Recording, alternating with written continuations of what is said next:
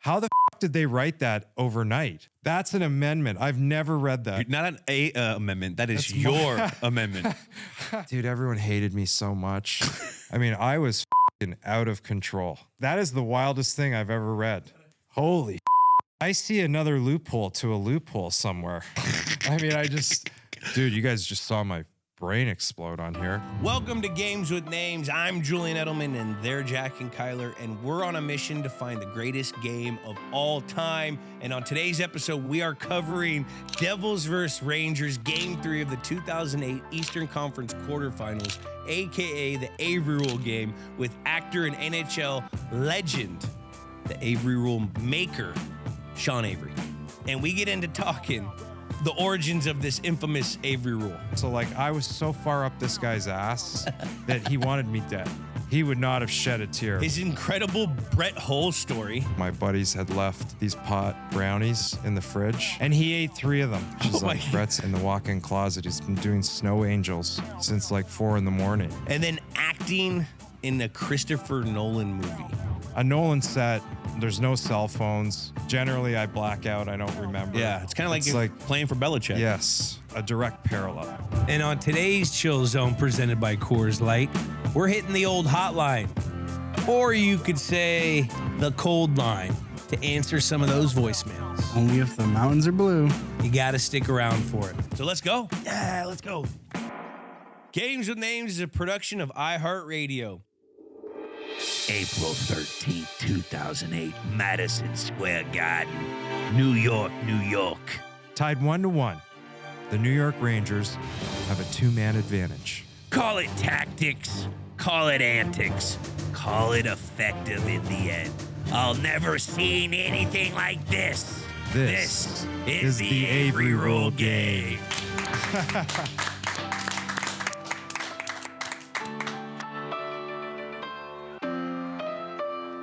Welcome to Games with Names. Today we are looking at Devils versus Rangers Game 3 of the 2008 Eastern Conference Final quarterfinals, the Avery Rule Game with the one and only Sean Avery.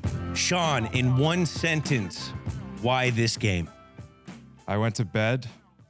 I woke up in the morning and they had changed the rule. Is this the greatest game of all time? It's my greatest game. Yeah. If I could, Yeah, baby. if I may, yes. I put a hell of a game on the board that night. I mean, wild. The whole thing's fucking wild. It is. Yeah. It is. But let's jump into what's life looking like these days for you? Oh boy, these days, I was thinking about that this morning. Life is quite beautiful. Yeah. I'm an actor now. I guess I can say, 4 years ago, I'd say I'm an actor, but are you really an actor? Like actors say they're actors, but if you're not a working actor, you're not an actor. Yeah. You're not a football player unless you're on a football team. I'm an aspiring actor. By the way, your airwaves right now, I mean, you dominate commercial land on Saturday, Sunday, Monday, and Thursday. Well, there's commercial actors. There are commercial actors. I would rather not be a commercial actor. What kind of actor are you, Sean? I'm a thespian. Although I just did Happy Gilmore too. So, How is that? Oh man. I mean, listen, Sandler is like God, He really is. to anybody. Yeah. They have a bar on set. They are not woke. They are woke no more. I will say that movie is going to be funny, and they're going hard. And everyone's in it. Bad Bunny. Yeah. Kelsey. Kelsey. Did you see him on set? I saw Bad Bunny. He's shorter than what you think. Not that big. Short. Not that big. I didn't even know it was him. Yeah. I mean, I had to ask. It was like a crossover and a fitting. And I said, I could tell he was somebody. Yeah. He's got swag to him. But when they told me Bad Bunny, I was like, wow, he plays I don't want to say what he plays. Yeah. I shouldn't really. But Sandler's the man. I mean, that guy's been making movies on his own schedule about things that he wants to make for like 25 years. That's the dream. That is the dream. And, I think that's like a one-off. Am I a comedic actor? Maybe at some point, but right now I'm a guy, if you give me a gun, although I play a weatherman in Oppenheimer, but I'm a soldier. Yeah. So that's my niche right now. You're typecasted as a soldier. I like to play soldiers, CIA, FBI. Yeah. Now, do you watch, like, when you're taking a role like this, when you're the weatherman in Oppenheimer, which freaking see Sean in Oppenheimer and give people some context. Sean lives in my daughter's neighborhood. Yeah. And your daughter, Lily, takes care of my son, Nash. Metaphorically, they watch out for each other. Exactly. She watches out for Nash. And Sean's kind of like the neighborhood watch. Right. Yes. So, I'm sitting here. First time I'm walking up the street one day with my partner and we're having a discussion. I had to take a phone call. It's the first time I never met Sean. And this guy's sitting on a stoop of this street. Not even my house. It's not even his house. And he goes, "Hey, you don't work out or something?" Or I don't know. What did you say? I said, I think I asked you if you've stopped working out. Yeah, he goes, "You stopped working out?" I look over. I'm like, "Who the fuck is this guy?" And he goes, "You're looking a little out of shape or something." I'm like, "Who the fuck are you?" Yeah. And he's like, "What did you say?" I'm Sean Avery. I think I said, hey, Julian, I know who you are. I'm Sean Avery. I used to play hockey, but I knew your buddy. Yeah.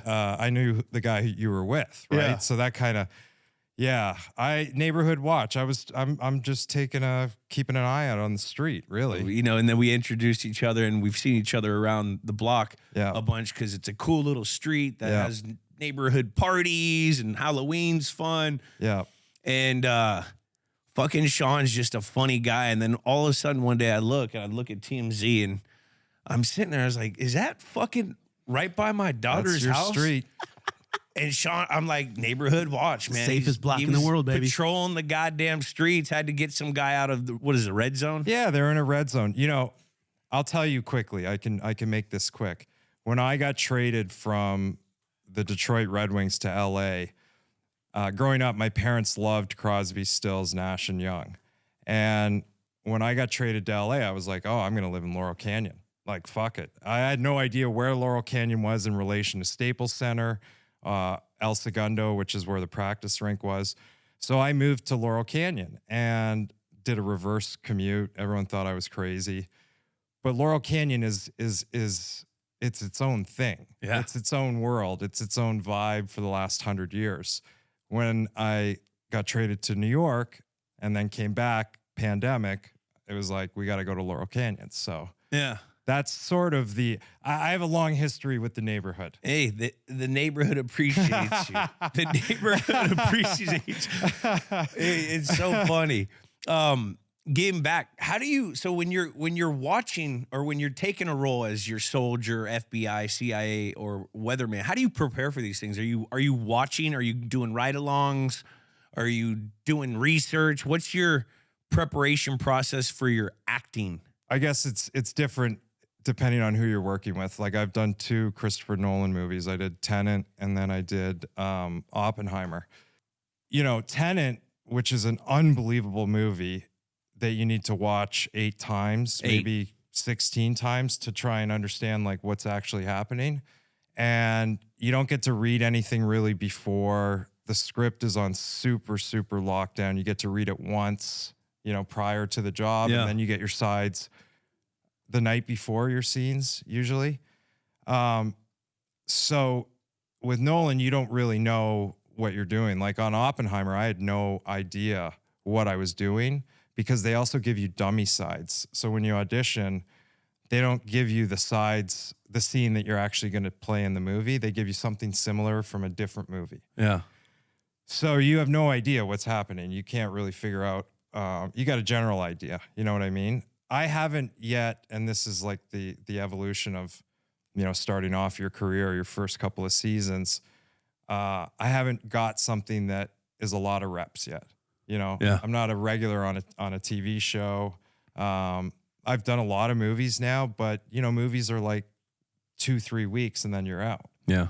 So hopefully that comes, you know, I'd like to, but I want to also play like a horticulturist. A what? Like a guy that knows plants. You know, I want to do weird shit. A plant guy. Yeah. I like that. Yeah. See, he brought that in because I was showing him my plants Yeah. earlier. I'm a plant guy. I don't know the scientific term for. And by the way, you don't need to. But it's a good. What is that word? You're going to make me say it again. I got it out once. Pretty good. Horticulturalist. And now, where'd you get that word? Where'd you pull that from? You know, listen, I do these fucking auditions and all these words. I had to audition. Yeah. I had one audition once. Yeah. I had to do a sex scene with a guy over Zoom. First audition ever. Oh, wow. Like For real? Yeah. And Huh. I couldn't get in the zone. That's the stupidest thing anybody has ever done, made anyone do. Why Yeah. would you do? It wasn't like a sex scene. It was like I was like with a female, but it was a guy. I'm a first time one ever doing this stuff, and they're putting me in this situation. Clearly didn't get the role. Yeah. Well, Yeah. yeah. Who got it? I don't know. We'll Because see. I have a list in my garage It's- of people that have gotten roles that I should have got Yeah. that I'm going to tell them one day. You remember that role? Who's on that list? He's sort of like a good-looking blonde hair. It's like a California guy. What the hell is his name? He was in White Lotus. It'll come to me. But, you know, there's a list. Yeah. You didn't have a list in college? Never. No, Sean, I didn't have a list. What is this? Happy Billy Madison? Steve I'm gonna Buscemi. call it. Yeah. Does he have a list? Yeah, and Billy does. Steve Buscemi. He had the Oh, list. right. Remember? And Adam called him. Man, Yeah. I'm glad I called that guy. Yeah. So there's specific movies I've done. I did a movie called Amsterdam with David O. Russell directed, and I have like I have a walk and talk with Christian Bale, and then I have to utter a racial slur to Chris Rock, and I got the sides that morning because O. Russell's notorious. He kind of rewrites scenes as he goes. I'm not at that point. I was not a seasoned enough actor to get sides the same day. Yeah. Okay. Now I could get it. So that movie, if you go and watch it, that was a full day. I have no recollection of the day whatsoever. I think like I blacked out probably 20 minutes in. I didn't know any of my lines. Christian Bale, okay, he didn't know who I was. He had no idea who I was. He didn't know that I used to play for the Rangers or any of this shit. He thought I was an actor. That fucking guy walked me through that day. Just at lunch, ran my lines with me. I had no idea where I was or what I was saying. It was the worst experience ever. And my buddy was a producer, and he got me the audition and the whole thing. I thought it was over. I thought it was done. So there's times that I've had where like I don't even remember certain days because, dude, it's not like putting a helmet on and like we can just do that in our sleep. Yeah. This is so fucking high stakes and stressful. I think, well, we used to do that in that environment, but it's something we're comfortable and we've been doing our whole life. You're Right. jumping in and you're a rookie in this world. Yeah. So it's different, which Christian Bale taking the time out of his day to work with a new actor who he doesn't know, that's just straight leadership and fucking cool. You know, like there's a lot of guys I'm sure that don't do that. But you hear the cool stories about Christian Bale. The big boys, Yeah. just like, you know, you or Tom or whoever it was at what point on what team, these guys, like Bale knows, dude, I don't want this kid to suffer. I want to get out of here. Let's get a great scene. Let's win and get the fuck home. Yeah. You know? So he did everything. I mean, I at one point during a take, I was like, holy fuck, Sean. I said that to myself, and I could see over in the corner of my eye, Bale was literally like at this point kind of like on the ground laughing. And all I heard, and I don't know if David O. Russell is an incredible director, but he's had some savage moments on the internet. He's yelled at actors before in a legendary way. And all I could hear was him screaming from somewhere behind Video Village, Sean, just keep talking. Say anything. Just keep talking. And at that point I realized, yeah, because there's more cameras. So even if I keep talking, I don't, Bale's on the ground laughing right now. Now I really ruined the scene. Yeah. They can't get anything from him. So it's incredible. It's like, you know, Pete Berg. Yeah. Pete put me in my first movie, and I think he knew what I was doing because, like, it was Patriots Day. Yeah. With Wahlberg. With Wahlberg, and I mean, my mind exploded. There's 200 people on set. They go action, and all of a sudden, it's like, holy fuck, you got to go. Yeah. I've felt that. I remember the first day I did TV, and it's different, but it's similar because you're playing a personality, and you got to perform when the red light's on. Yep. And no one teaches you. There's no handbook. There's no nothing. You have to just belly up and be able to do it. And it was like I had so much anxiety. It was like stepping out of my comfort zone so much. Yeah. That I know exactly what you're feeling, which the biggest part of why I don't like to get into acting is because of the line remembering. Yeah. And then I don't want to be the liability on set because, you know, I don't want to waste people's time. And it's such a fucking team thing, you know, with the Teamsters, the camera people, the producers, this guy, and you got some slapdick that doesn't know his fucking line. He's getting nervous. So I understand that anxiety you have. Yeah. It took me 8 years to be able to do it. Yeah. Like, I swear to God, it took me 8 years. I stopped playing in, I don't even know, 2013. For 8 years, I just learned how to memorize lines. Yeah. Like, that's something you had to do. How many fucking routes do you have to run? A lot. Yeah. It just gets into that, like, and now I feel my brain is different. You know, I can feel like there's weight in different areas, and it kind of feels good. You figure it out. You figure out how, like, what to remember, key things. And, Yeah. I mean, yeah. Exactly. I can cheat. I can cheat. Now you're from Canada. You grew up playing hockey. You went to school until you were 16 because of the whole hockey thing. You guys leave school and are uneducated. And I've played and hung out with a bunch of hockey guys. Yep. Where the fuck does acting interest come from? Did you have acting interest as a kid, or when you started playing? Where did this come from? No, we always thought, I mean, my mom put me in a drama camp when I was 6, and she said I lasted like half a day, and she had to come and get me. And I sort of vaguely remember it. I remember like the gymnasium, the church area of Toronto that this camp was at. I had PTSD from it, and I always thought guys that acted in high school and stuff were kind of like, you know, the wimpy kids. Yeah. Thespians. Yeah, thespians were a little bit weird. Yeah. That's just fuck, And bro. I didn't know them. I didn't hang with them. Yeah. But then you realize it's art, and what we did as athletes was art. Mm-hmm. It's just a little bit more Not sort according to Meryl Streep. Oh, really? Yeah, she called out football and UFC after getting an award once, saying, you know, most America likes to watch athletes, and that's barbaric and stuff. They don't think that, you know, moving like a ballerina when someone's about to take your fucking head off is art, I guess. Yeah. Jules yeah. has a one-way beef with Meryl Streep and Ben Affleck. What did Ben do? Ben just was talking shit on ESPN that the Patriots didn't have receivers while I was there. Have just you wanna guys ever fucking- squashed it? There's no real beef. I just talk shit about it on here. We had Casey on here We and had talked Casey about it on here to with talk him. about it. Casey, like a Boston guy's basically like, whatever. Fuck it. Well, what do you mean, whatever? It's whatever. It's more of a hype thing. Well, now I have a beef with Ben Affleck. That's right, baby. Almost. So almost next like that. time, and I'll be on a set. I'll be on one of his movies at some point. yeah. I'm going to pull him aside and go, listen, I think we should address this whole Julian like Edelman this. situation. I like this. Right? Totally out of nowhere. He'll be. Put him on notice. He probably doesn't even know about it. Well, he does. Hey. He will He will. soon enough.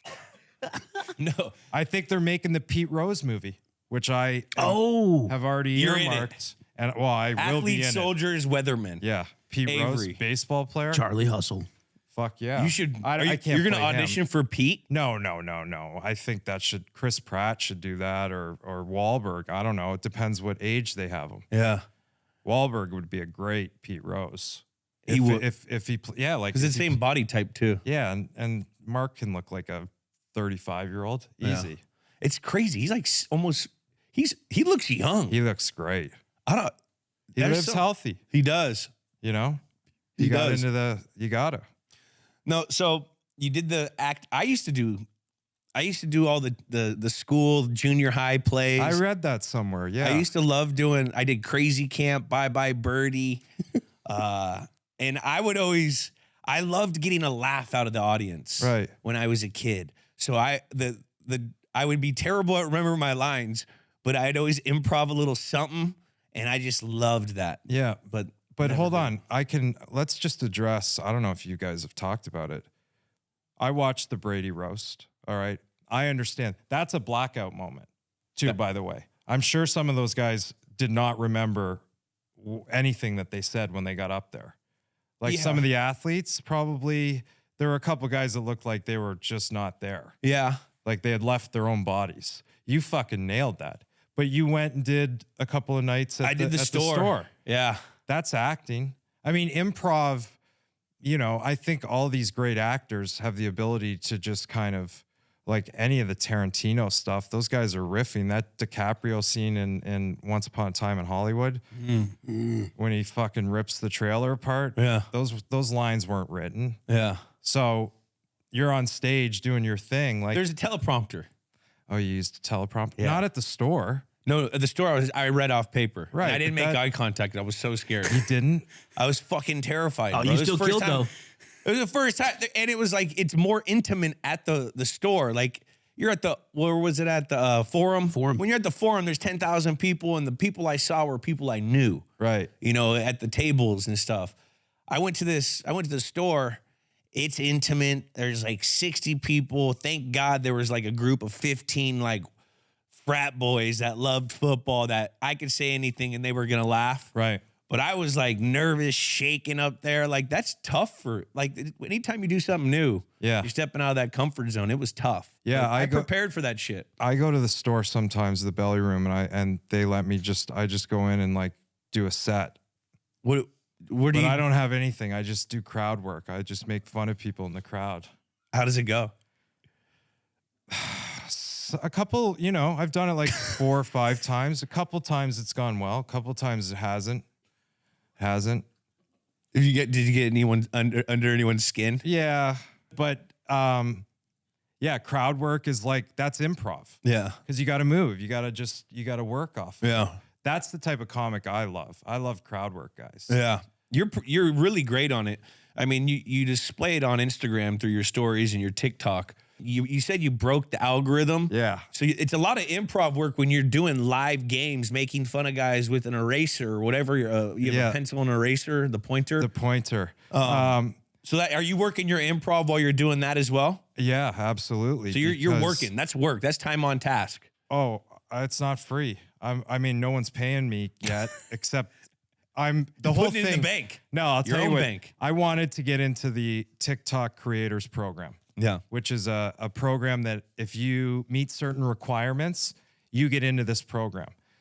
The deeper I got into it, I realized that TikTok, in my opinion, is like Ready Player One, the movie. Like, I think that we're all going to be living in TikTok soon. You can buy, you can sell. There's people making $1 million a year selling candy on TikTok, live candy, stores. Anyways, long story short, I got obsessed with TikTok. They weren't letting me in the creators program because they said my content wasn't original, which I couldn't understand because I go, guys, I'm basically doing my own play-by-play. I'm making up all these jokes or anything that I'm saying. It's as original as you can get. The problem is that the algorithm, it's based on shapes. So if you go on TikTok, you'll see a kid doing a review about the housewives with like Call of Duty underneath in this split screen because the algorithm likes shapes. It thinks that you're being original. So I go, okay, what the fuck am I going to do? I got to solve this problem. Like, I'm not quitting. I got to figure this out. Yeah. So I basically merged the future with the old, and I went on Amazon and I bought a pointer stick. And now I do a play-by-play with a pointer stick, which is exploding on TikTok. That's got to be hard too. I see how I can't see the puck ever, so you're following the puck. It's good for that. You like it, I like it. They tried to do a glow puck. Fox tried to glow the puck. Remember back in the day? It didn't work. You can't glow a puck. Yeah. But, it's taken me, it's a dexterity game. That word I almost didn't get. It's a dexterity game. I had to get, depth perception because I got a fucking phone in one hand. I'm sitting on a tiny little kid's chair. Yeah. Because I gotta, the screen on the phone and the TV screen, it's only so big. So it's this whole science. Anyways, the pointer stick is blowing up and people love it. And it's all improv. I'm on the fly. I make it fun, some jokes and stuff. Yeah. It's funny. I think it's entertaining. I'm not a big hockey guy, but that brings me to hockey. The chicklet dudes bring me to hockey. I have to have pop culture with hockey. Right. Because I'm American. Mm-hmm. You've worked with Nolan, David O. Russell, and Peter Berg. What's unique about their style? And who's your favorite to work with? Well, so I've made multiple movies with Nolan. Peter Berg. And Nolan. But Pete Berg, who made Friday Night Lights and Lone Survivor. Yeah, I work at his gym, Churchill. You box there. Yeah. Try to. Yeah. My ass beat. Pete once got me beat up by a boxer. I've heard the story 1,000 times. Right. I just did, Chris Chelios. I saw Chris Chelios like 3 weeks ago. He goes, dude, Pete showed me a video. I said, he's showing that video? He filmed me get fucking beat up by a boxer he's showing our friends? Can you explain the story? I don't even know. He was like, come down to the gym and box. I got a guy for you to box. And this was like, we're coming out of COVID and I'd been running 60 miles a week and like, I now do jujitsu, which is great and beautiful, and it like changed my life. But at that point, I was looking for some sort of blend of like maybe a combat sport. And he brings me down to his gym, and I got the living shit beat out of me by a boxer in his gym. I was wearing somebody else's mouth guard. Pete's like kind of the way he teaches lessons sometimes is the difficult way. Yeah. I think with Tough certain love. people. Tough love. He's a director, he knows, and I think when you have a director who's your friend, and so, but anyways, Pete, it's fun to make a movie with Pete Berg because he's like loose, you know? There's different sets. A Nolan set, there's no cell phones. Generally, I black out. I don't remember. Like, I don't really remember much from Oppenheimer. I sat in a car with Matt Damon and Cillian Murphy for like 6 hours. I have no idea what I talked about. I have no clue. Yeah. I hope to ask them one day, like, do you guys remember that? I doubt they will, but Pete, it's loose and it's fun and he throws shit at you, It's like a coach. You got to feel comfortable. Yeah. Any sets that are fun and comfortable, like Sandler's set is fun. But there's also different styles of coaching. Listen, I prefer the Nolan-esque set. When we made Tenet. But you got to be there mentally as an actor. Every day. But like, I bet you it's for a newer actor, it's on a looser set, it's probably easier because of the tension. But if you go onto a tight ship, a Nolan something, the stakes and that everyone's bringing their A game always. Yeah. That's so juicy. Yeah. It's kind of like playing for Belichick. Yes. That structure, it is. I would say that would be a direct parallel. Those two guys and like the level of efficiency. Yeah. We're not here. There's no fucking around. There's no fucking around, and every minute is useful minutes. Yeah. It's productive. Yeah. By the way, golf claps for Bill. He's everywhere. Living the life. What do you mean? I mean, he looks like he's having fun. He is. Mazel tov, Bill. Enjoy life. He's enjoying life, all right. It's so cool. And he's a human. Yeah. We now see him. Yeah, that's what we witnessed. Right. You just very occasionally. Right. They'll strip your fucking head off. I played for Scotty Bowman, who I think would be the equivalent of Belichick as far as the hockey coach. And Scotty would come in and he would yell, like if there was something that he wanted to talk about, he would address it in the completely opposite way. And it was always mental warfare with somebody in the room. Like he was a mastermind. You get in the sauna with this guy, talk about like, what's your favorite food from back home? Like, what do you mean back home? Like Canada. Oh, I like wieners and beans. You know what wieners and beans are? Frank and beans. Yeah. Yeah. Yeah. We call them wieners and beans. Yeah. He was like he was like a gentle giant, like a teddy bear. Yeah. So that's what I see from Bill now is that, you know. If you don't talk to him about any strategic stuff going into like a game week and you bring in like a regular life, he's a regular human. Right. Breathing air. I don't know about that yet. I'm still waiting on that. Lastly, what's the director you want to work with? It's your shot right here. They may watch it. Yes. Let's see. I'd like to be on an Olivia Wilde movie. Ooh, Olivia Wilde. I like that. Yeah. See what's popping over there. You know what I mean? I'd like to work for a woman, Catherine Bigelow.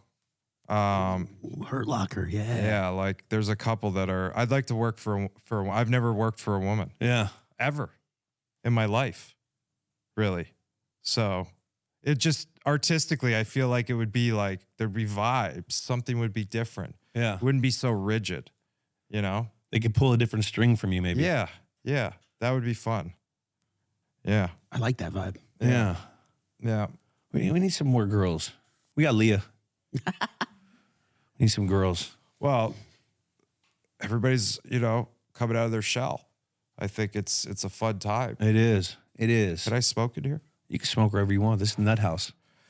Okay. That's what the studio is called, the Nut House. Wow, look at this. Let's go back into time around when the game took place. This game took place on April 13th, 2009. And we like to talk over pop culture. Number one movie, Prom Night. Didn't see it. Did you? 2008. Prom Night. Or 2008. Why did I say 2009? I don't know. Just living in the future, baby. Living in the future. I'll tell you, movie and number one song from 2008 doesn't feel 2008 to me. Right?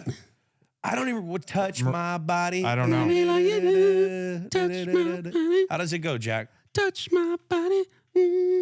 That's all I remember. Yeah. I went to Mariah Carey's concert. That was the You first were a concert big I ever Mariah went to. guy. Really? Yeah. Wow. It was pretty cool. I think there's a picture of that somewhere. Here is. Prom Night I did not see. No, me either. This is when is this the start of movies going bad?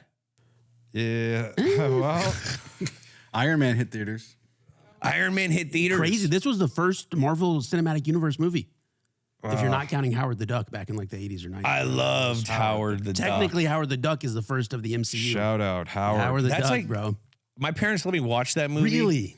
Yeah, mine too. And I look back watching that movie, I'm like, yeah, they probably shouldn't have let me watch that movie. Because Duck is like with a girl. Tits in a bathtub. Yeah. Right? Yeah. Something crazy. He was a wild character. Wild. David Blaine sets the Guinness World Record for holding his breath for 17 minutes and 4.5 seconds. I just remember seeing him at Butter on Monday nights. Butter. Heck yes.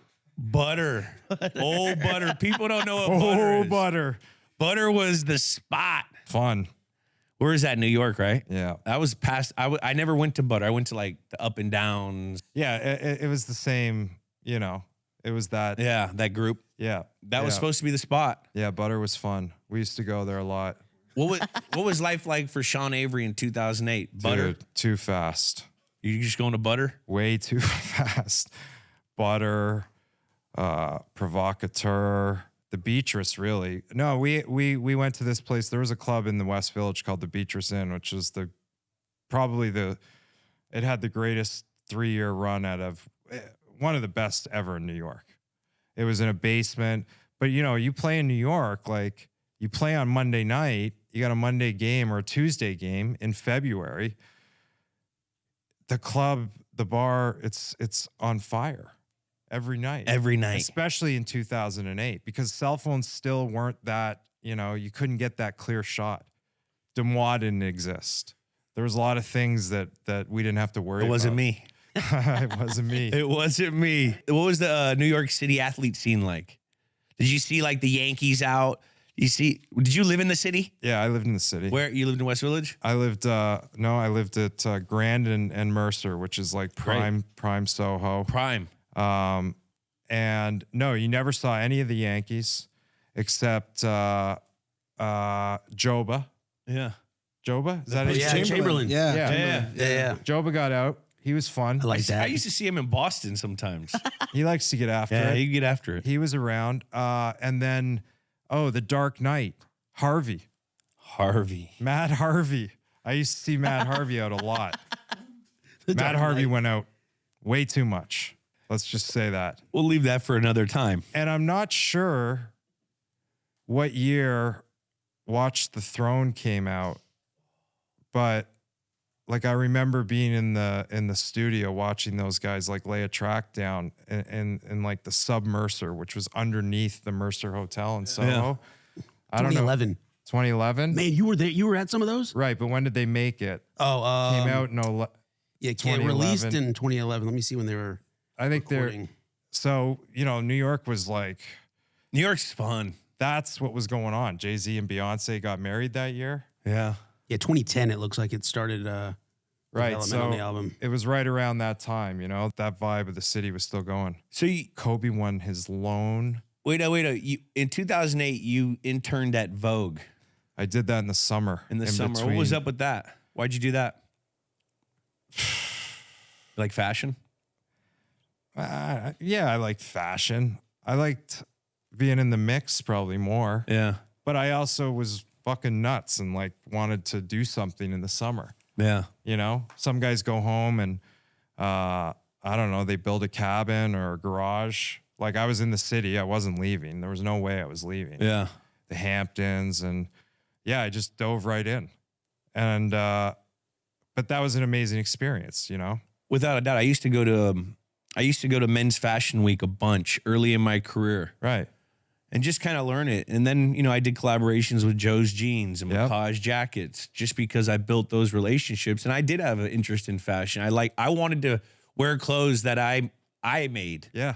and it was cool. It was fun. I would love to get my hands on a pair of those Joe jeans. I'll get you some. Heck yeah. They're athletic fit. Yes. They're athletic fit, but it's a good comfy jean. I would love to see They're this stretchy. jean. They got stretch in it? They're stretch. A little elastine? A little I elasticity. don't wear jeans without a little elastine. I like the vintage old jeans though. Already broken in for you, baby. Yeah. I like those Levi's. Some silver Shout out. tabs. Yeah. Allie. there. Yeah. And Jules, Yeah. didn't you kind of invented the tunnel walk, didn't you? He claims the to. fit, the game Whoa, day fit walk. Claims to. I've I heard used this is to a do high it claim. lot. So I used to work with like Super Dry and all these, and they needed a picture. And so I would go to the Patriots like, yo, I need a picture on game day. Snap me so I can tag them. So you're telling me, well, first of all, then the entire NFL should send you a thank you. Amen, brother. I don't know. Jason fucking Kelsey, is it Travis or Travis. Jason? Trav. Trav. Yeah. He should thank you. Everybody, every walk that has been done now, that's a hell of a claim. If you're claiming that was you, I don't know I believe if it was you. completely me, but I was one of the first to be doing those things. Because I feel like I used to have game day fits. I used to theme shit up, Hell yes. coming in there looking cross-eyed, looking like a war hero. Look good, play good. oh, themes. Like, yeah, because Oh. when you had home games, you didn't have to wear a suit. Really? Yeah. You had to wear a suit on away games. So if it was Halloween, you could kind of lean into it a little bit. that's but what Myles not- Garrett does. Myles Garrett for the Cleveland Browns. Cleveland Browns. That dude like gets crazy. He'll have like a game at 1 o'clock, have the fucking makeup crew at his house at like 5 a.m. So he looks crazy for the goddamn. Like he's getting ready for the Tunnel Met walk. Gala. You invented the tunnel walk. I don't know if I invented it, but I was One of the founding- leaders. I was one of the founders. One of the forefathers. One of the forefathers. By the way, entrepreneurial. I can't say that word. That's a tough word to say. But you were then being it, right? that's what the United States of America is. Just a land of entrepreneurs. Amen. Land of That's right. Amen. Just taking fit pics. And I actually went to a fashion show with fucking your boy, Who? Cohen. Oh, Andy? Yeah, we Oh, sat yes. next to each other. There's a picture. Look at these guys. Oh, fuck. Guys look like what is that? A Tom Ford show? No, I think it was Jesus. what's the American? Ralph Lauren? No, another one.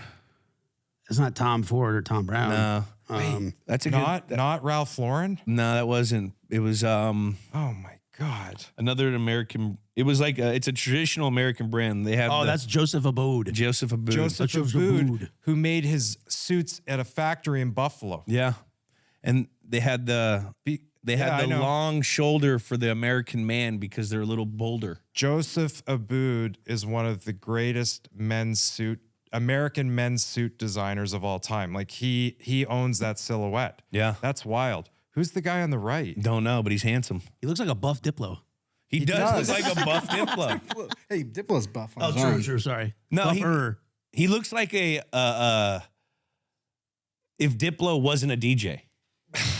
In the sports world in 2007, 2008, Stanley Cup champions, the Detroit Red Wings. You got any Detroit? They were pretty good on fire over here. Yeah, they were still ripping it. 2002 was my rookie year. Yeah, they won. Yeah, I mean, what a fucking team. They were essentially the Patriots of the NHL, in my opinion. They were? Yes. Why? 12 Hall of Famers. You gonna be in the Hall of Fame, by the way? I don't know. We'll see. Is it a debate? Like it's Yeah, I don't know. I you don't a have the lot? regular season numbers. Who cares? You had them numbers when it mattered most, baby. Yeah, Yeah, but that's what a lot of people think. really. Yeah. But multiple rings, many rings. I just put them on. Yeah. A few of them.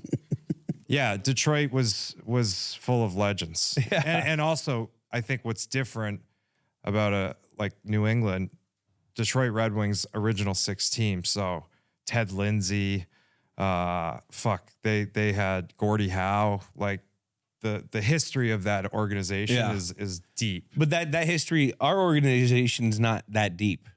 We were 1960. We're That's an AFL. what I mean. Yeah. So if we were like a Giants or something, that's who the founding fathers are, like the Giants, the Bears. Right. Those are like the oldest clubs. Right. But that's Detroit. Detroit, definitely. MVP Tom Brady. Patrick MVP Kane. Tom Brady. What about Ovechkin? This guy's about to break the record, isn't he? Yeah. What are your man. thoughts? You played against him, right? What a gas tank on him. Holy shit. I mean, he's unbelievable. He just keeps getting bigger and slower and hits harder and shoots harder. Like he's adapted as he's gotten older. His game is adapted, but the end result is all the same. He still scores. Is he the LeBron of hockey? Well, Because that's what it's kind of like. He's Yeah. outlasting people and he's productive on at that an level, old age. yes, you're right. You're right. That's a good comp. Yep. Because like LeBron, he's still playing at an insane level. And this guy is fucking 40. Yeah. Ovi's doing it big time. I mean, he's possibly going to break Gretzky's record, right? All-time goals. He's close. No one ever thought that would happen, ever. I mean, it was so astronomical. Like no one was going to beat that. Patrick Kane, the greatest American-born player, I guess, at this point. He was drafted 1 overall. Where's he from? Buffalo area? I think? Northern New. Oh, he's a Buffalo guy. You're Yeah. right. Yeah, because he beat up a cab driver in Buffalo one summer. Yeah. Did that just give you a little? That's like I like it. he liked it. I mean, when I saw that hit the ticker, I was like, fucking Patty Kane, boy, having a summer. That's my Right? guy. Yeah. Yeah. That's my kind of guy. Yeah. Kobe won his last MVP. That's sad. Wow. His only regular season MVP. That's crazy. That's sick. Isn't that wild? He's lone. There's Why, only they one. just hated him? He was too good? Yeah, I'm Shaq. shocked by it. By the way, can I take a shot? Are you on any networks with Alex Rodriguez? Let's hear it. Wow, Alex is so juicy. He's like purple. I was watching the finals. You know, these guys get so juicy. Their heads, they're purple. They turn purple and their skin gets like translucent. A-Rod, bro, take your foot off the gas over there. Aaron. Well, he won MVP this year. He was juicy this year. Juicy. AL MVP. Huh. Juicy. Look at this. Jackie, let's break down these New Jersey Let's pop into Devils. these Devils real quick. This was the first year of the Brent Sutter era, leading the team for all you Brent Sutter heads out there. 46, 29, and 7. Finished 4th in the Eastern Division. Second in the Atlantic. They were not a real high-scoring team here, 26 out of 30, 206 goals on the season. And then the other way, not that great either, let up 197. And this was the opening year of the Prudential Center. Famous the Prue, baby, down there in Jersey. Shut out 11 times during the season, which was a regular season high. And Marty Brodeur got his 500th win this season. Some dude talk. This was Brodeur. This was John Madden. This was... Brian Giunta. This is kind of the tail end of that Ranger, that Devils run. Yeah. Still some guys hanging on from the 03. Sergei Brelin. Pandolfo. Yeah. Parise Young. Yeah. Got White still on there from the 03 team. Kevin Weeks, who's killing it. I see you looking at this. I see you looking at the roster right now, and you're like in a focus right now. What's the first thing coming to your fucking mind? What's so crazy is that my feud with Brodeur was so fierce, terrible, like really nasty and mean, that I had no idea Brent Sutter was even the coach of the New Jersey Devils. That was the first thing. I had no fucking clue who the coach was. I have no recollection of ever even looking over at their bench. He's looking at that. He's doing the math in his head. That's the fucking coach when we're explaining the Brent coach. Sutter was the coach of the Devils that year. I had no idea. But like the feud had been going on for years. So it was so fucking heated anytime we went there. And we called it the Rock. Or they call it the Rock. That rink sucks. It's the worst. And it's in Newark, New Jersey, which is Also fucking sucks. hell on earth, basically. What started this feud with Brodeur? When I got Brodeur. traded, We've been coaching him all day. Brodeur. yeah, Brodeur. Brodeur. That's how we say it in Canada. Brodeur. Hey, Brodeur. My first game getting traded from LA to the Rangers was against the New Jersey Devils in New Jersey. And it was just like a perfect storm, you know? Were you pissed that you had to leave LA? No, I was so happy. It was literally like Phoenix rising. Like I was being reborn, and I get to play the first game in New Jersey on the road. I'm going to fucking turn it on so much here. Like everyone is going to know who I am tomorrow in the New York area and New Jersey, which they definitely did. Right across there. Yeah. It was that game. It was like that game. And so what started this feud with him? I ran him that game pretty fucking hard, like, which is not allowed. What does run him mean? It would be like after the kicker kicks a field goal, if you ran full speed and just dropped your shoulder into the kicker and killed him. The extra point kicker, not the guy that kicks at the beginning. Like, what's he called? The field goal kicker. Yeah, they're both the same guy. They are? Yeah. Yeah. So you go out and you take them out. Was that just because you wanted to let everyone know I'm fucking Sean Avery. I'm arriving to New York. It just happened to be. You make it here, you make it anywhere. Yep. Bright lights, big city. Oh, yeah. I can see the city from Newark. I'm basically there. It just so happened to be the most famous winning goaltender of all time. Maybe one of the greatest.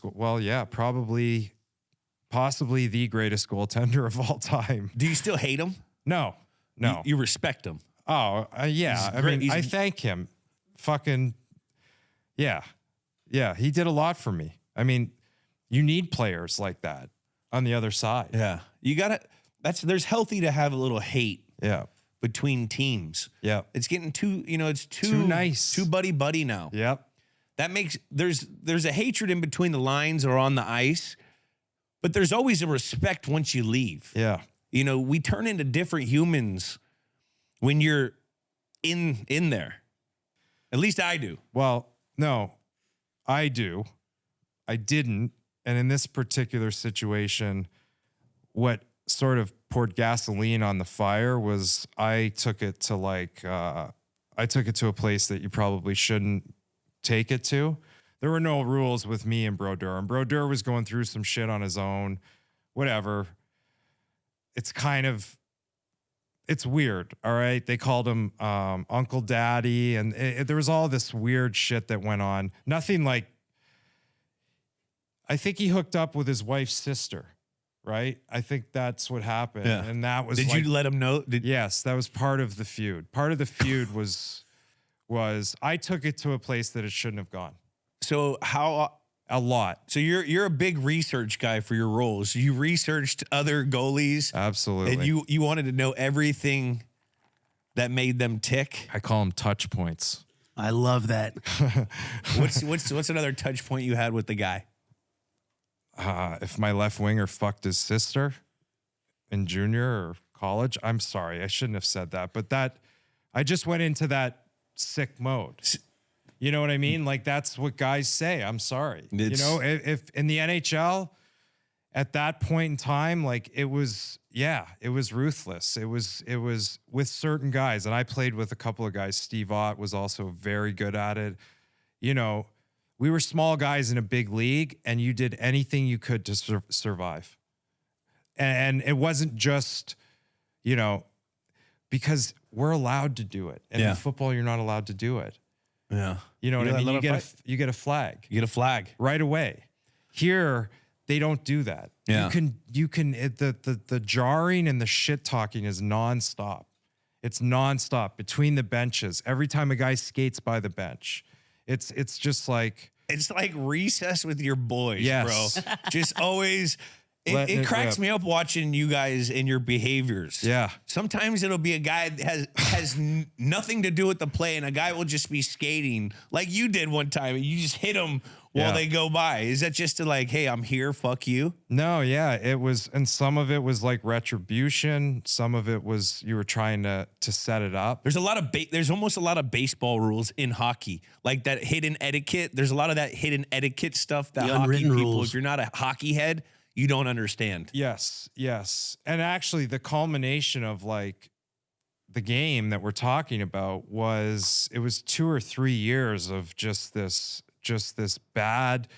When I look back on it, it was really dark. Like, I remember it was dark, like coming back from New Jersey, and my fucking eye I got a black eye. My mouth is all messed up. I was just in that shithole saying terrible things to him. Like, it was a real war zone. Battle of the Hudson.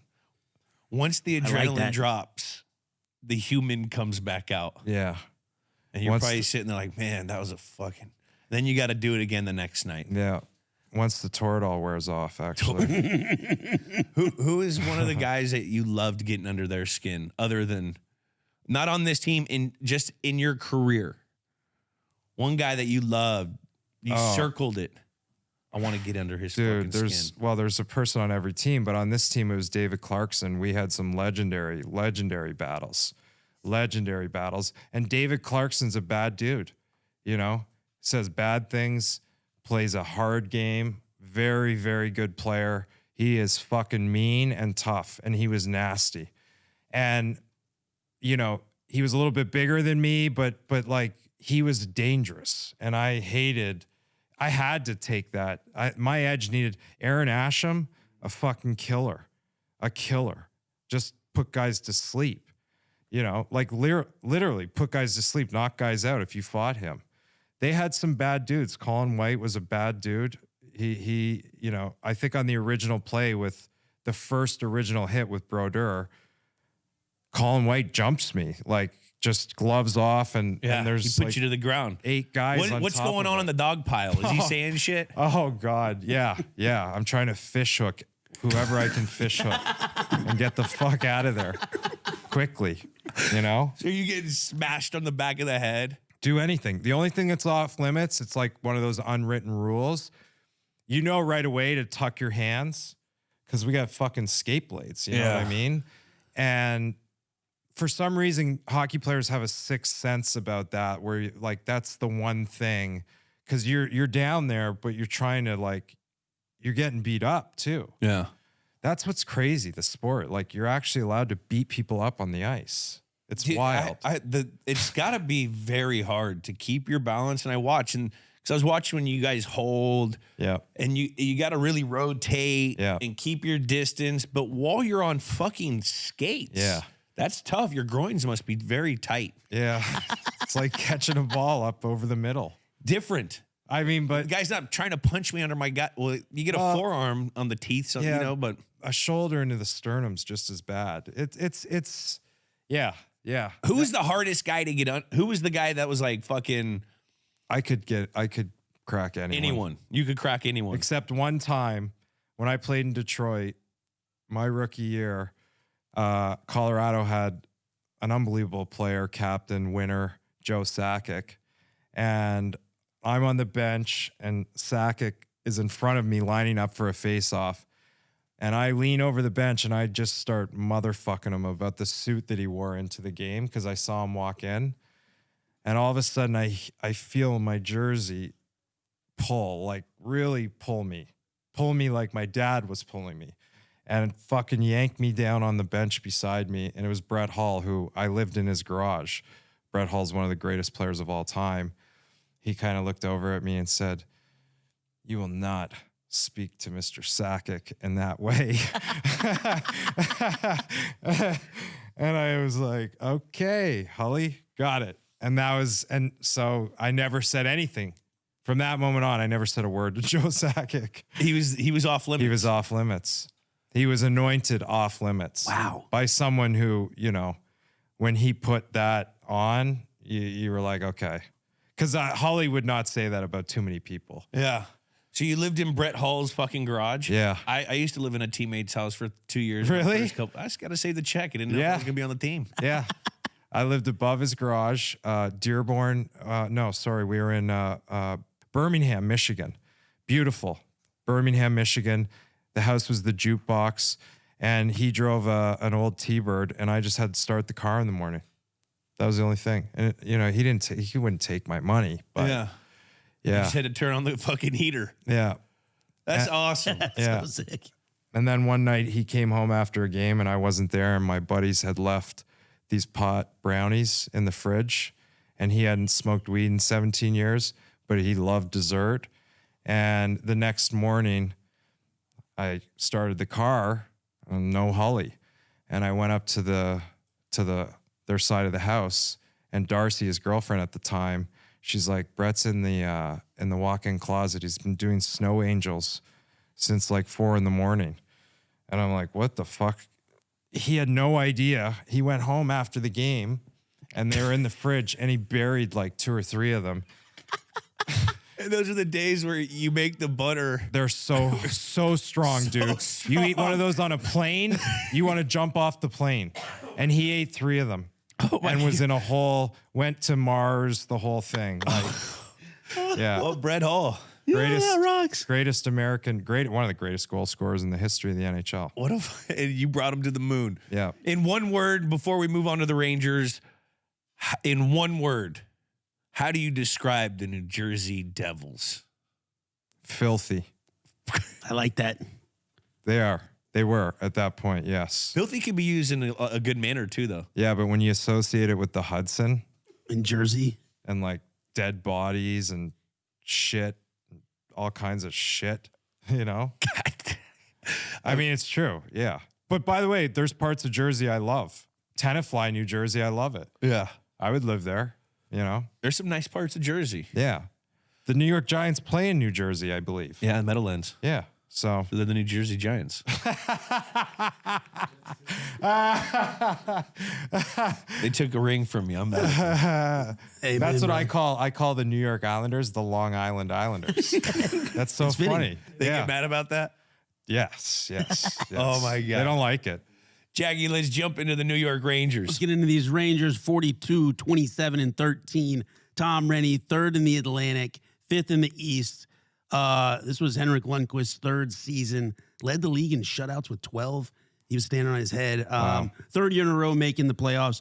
Some big additions to this roster. Scott Gomez, Chris Drury, both in Wait a free minute. agency. Wait a minute. That's why you did Vogue, because Henry... Hedrick, he was Lundqvist, stealing my thunder. He was so fucking good looking in those suits. You had to work in Vogue. That's the only reason you worked in Vogue. Yeah, you're right, actually. Very intuitive of you. Yes. One of the greatest looking men ever in the world. He's a hell of a goalie. Just a stud, too. Yeah. Just a stud. Yeah. Sorry for cutting you off, Jack. No, man, that was where It that's just hit exactly me. where I was I did going. math. You read my mind, brother. Some other guys on this team. This was Yager was on this team, man. Yager. Yep. Oh, he certainly was. Man. Yep. What What's a player. that mean? Dude, Jaromir Jagr, how could you explain what he is? This guy, He's still playing. He's still playing. Insane. 53. He owns a team in the Czech Republic. Yeah. Somewhere in the Eastern Bloc. Oh fuck. Yogs didn't cut his toenails if he was on a scoring streak. Like he thought that everything was like being about grounded and the power in his body. He had the biggest legs I have ever seen. They were so big. They were the biggest, like a fucking offensive lineman, but he could jump his vertical, like an unbelievable athlete. Yeah. Loved to gamble on football. He's just like me. He was so cool. I grew up watching him. He was still firing at this point. Unbelievable. Almost a point a game player. What a player. Yeah. A real honor to be able to have played with him, honestly. You got to play with some legends. Yeah. I got some serious guys lucky. Got to cut just those old school heads, those old heads were different. Like they were because they were in the 80s. So there was this generational thing and some of those guys defected. They were like actually defectors to the US. And I got them on, not the tail end of their career, but at a good point where they were still firing. Yeah. Yeah. The Eastern Bloc guys. Wild, dude. Are they just a different breed? Yeah. I mean, the Russians are incredible because they didn't have heat like 6 years ago. You know what I mean? Some of these guys, seriously, they, at this point, like it was still like Russia. They didn't go home in the summer sometimes. Like it's dangerous to be a Russian player. Russians are so much fun. I loved playing with them. Swedes are like Canadians. Czechs are like Canadians. Very similar, sort of like a little gritty and kind of like the well-rounded guys. American guys were starting to come into their own. Paul Mara, Boston kid. Brandon Dubinsky was fucking out of his mind. Doobie. We had some wild dudes on this team. Now, you ever drink any of that Russian gas? Yep. What is it? I mean, they can put it in the car and the car will start. And they just drink it. Yeah, they go. Oh hard, my God. Hard. But I also played with Russians that liked like new age Russians, and they loved caviar. Ooh. Like these guys, Russians like rich things. They're just because it's funny. You guys don't play with. Never play with a Russian. Oh yeah. Oh, Russians are fucking wild, man. We're just straight America over here, bubs. They're Feder on this team, a complete wild man. Like great guy. We played so hard too. Great player. How was Sean Avery as a hockey player? What was his scouting report? My God. As you get older, you realize like nothing was ever going to change my game. I could have been so much better and at what I did if I just did a little less of like the one thing that I did, which was just cause like complete fucking havoc. I guess with me, you could say that, and even I see people here in LA that season ticket holders, I only played here 3 years, a long time ago.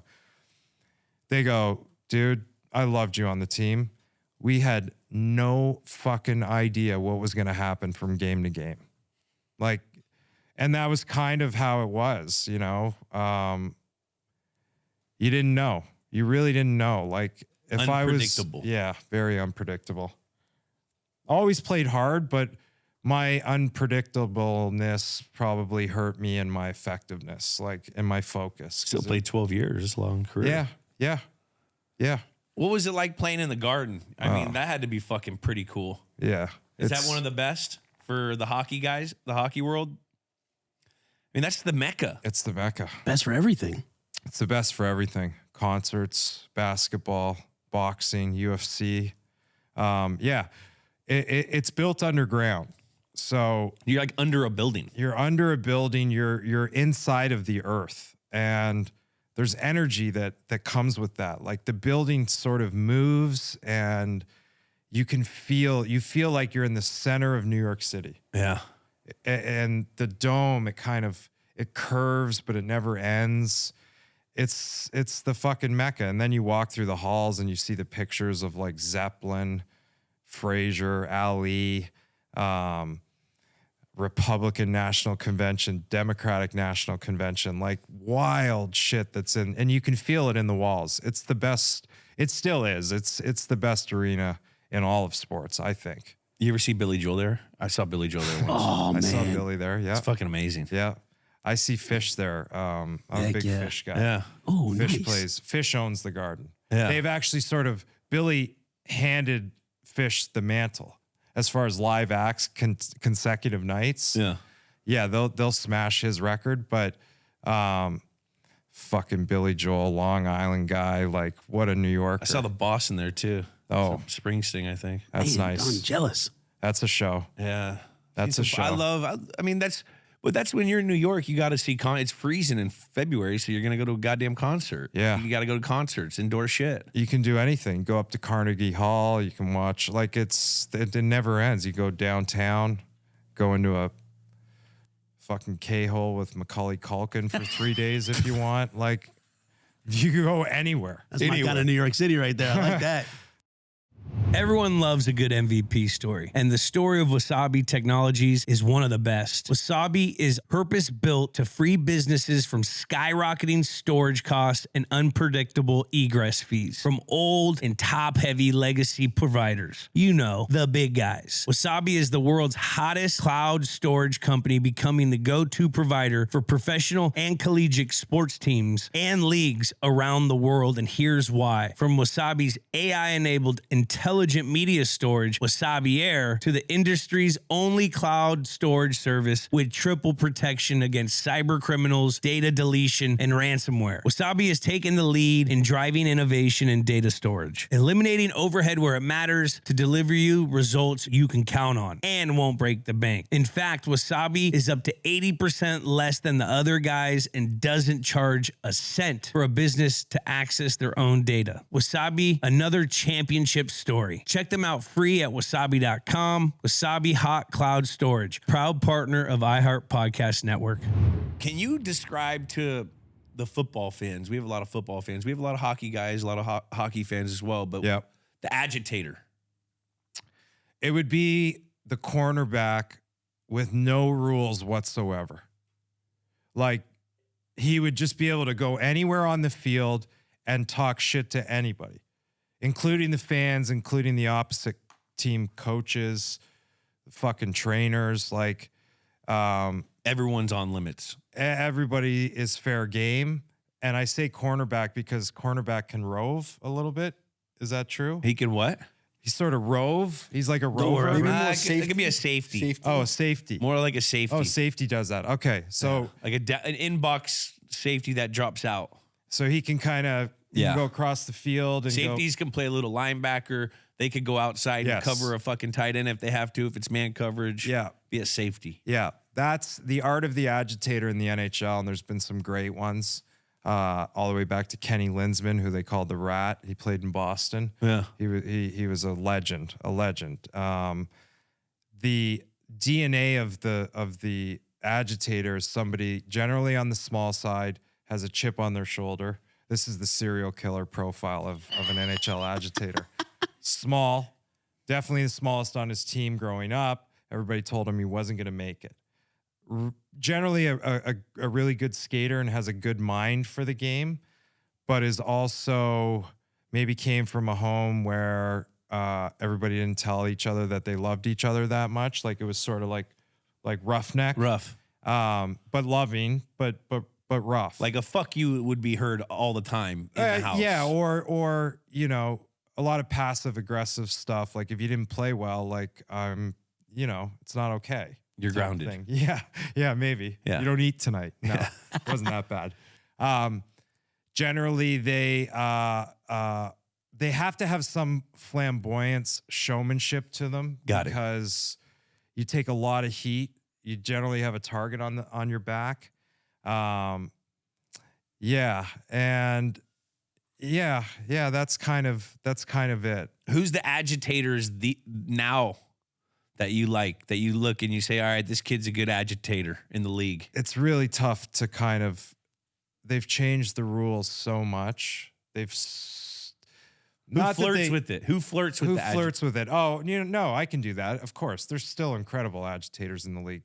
the Kachuk kid in Florida who just won the Stanley Cup last year, and his teammate Sam Bennett, who actually, when I think about Sam Bennett, who's won a Stanley Cup, maybe multiple Stanley Cups now, Sam Bennett is the ultimate rat shit disturber. And Sam Bennett fucking hurts people still. He hurt Marchand last year with a nasty, secret sucker punch. The art of the sucker punch it's a beautiful thing. And that was one of the greatest of all time because he masked it. The art of the sucker punch. Great Can you soundbite. get suspended after? When they replay it? Yeah, but the problem was they didn't have the right angle. He got lucky on that. So you got to be a magician to be an agitator. Yes. So you're David Blaine. Well, yeah, some would say of the game. Yeah. Part of my career, I didn't have 2 referees. So they brought the second ref in, and that made it tougher. But I used to shoot pucks at refs that I got pissed off at, and I would mask it as like a dump in. You know what I mean? So I you're pretend trying to I didn't see them. Yeah, the icing. Yeah, but it would just be at, neck high and going fucking 90 miles an hour. And you can put that thing anywhere you want. Anywhere. Are you still good with the stick? I haven't held one in a while, but yeah, if we were playing road hockey, I'd be okay. No, it wouldn't matter because I would smack your shins and shit, and I would always have a stick in your armpit or in your fucking knee, and you'd just be like, you wouldn't be able to play. So I would make up for my lack of sharpness immediately, right away. So I'd go like, okay, you just instantly go to agitation. Yes. Jeez, Jackie, continue it up. Before we go real quick, Sean, can we get your Mount Rushmore of agitators real quick? Yeah. It would be Terry O'Reilly, great Boston Bruin. Love it. I got to go Kenny Linsman, myself, Steve Ott, and Tuomo Ruutu, who was a Finnish guy who was very, very effective, broken English. Esa Tikkanen won multiple Stanley Cups, Edmonton Oilers, New York Rangers. Esa was fucking legendary. Yeah, those are some good ones. Yeah. I like that. Heck yes. Before we move on to the game. Esa Tikkanen, too. Like wild names in hockey. Yeah. I think we have a Kool-Aid now. Oh, in the yeah? NFL. There's Kool-Aid Kool-Aid Jennings or something. What's his name? Kool-Aid McKinstry. Yeah. Ray is his real name. We got some Yeah. names coming. Kool-Aid. His name That is a sick, full name is Kool-Aid. wow. Wild. That's cool. If I like he that. needs a deal, baby. Get him a deal with Kool-Aid, man. Yeah, right? Popping through the wall, baby. Who's the team asshole of this team? Were you the team asshole? Yeah, I mean, it's funny. I'm like looking to see him. There's a guy with a bigger asshole than me. No, Good on the list. no, I was the team asshole. Brendan Shanahan, number 14, who Shanny was the reason that I got traded to New York because I had played with him in Detroit. Shanny's now the president of the Toronto Maple Leafs. He's like, hockey royalty, multiple Stanley Cups, gold medals for Canada. Shanny was my babysitter on this team. Like, Shanny was the guy, anytime I did something and I went too far, he was the guy that I would get a call and I'd have to meet him at Nello's, which is uptown, like 70th and Madison. It was like going to see the grandfather, like sitting down outside on a patio or inside if it was wintertime, and his legs would be crossed. He'd be doing a crossword puzzle, and he would just like tell me that I fucked up and that I need to be better, and he would guilt me into like recorrecting. Yeah. So, you need yeah. that every once in a while. Yeah.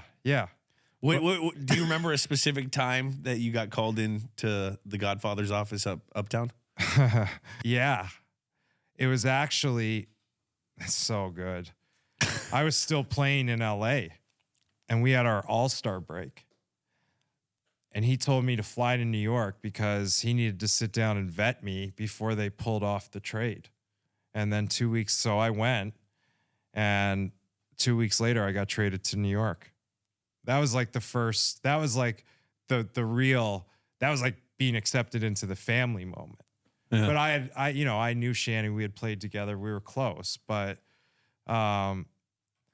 And then before our first playoff game that we ever played together, and we were at Nello, and I was so fucking nervous. It was my first playoff game in New York at the Garden, and he was so calm.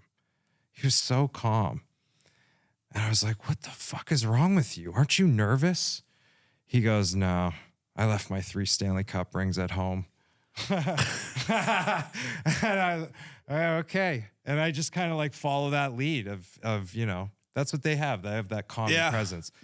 But I was out of control on this team for sure. Now, see, he's a legend on the team. There's a bunch of legends on this team. What was that dynamic in this locker room like? Was it a chill locker room? Yep.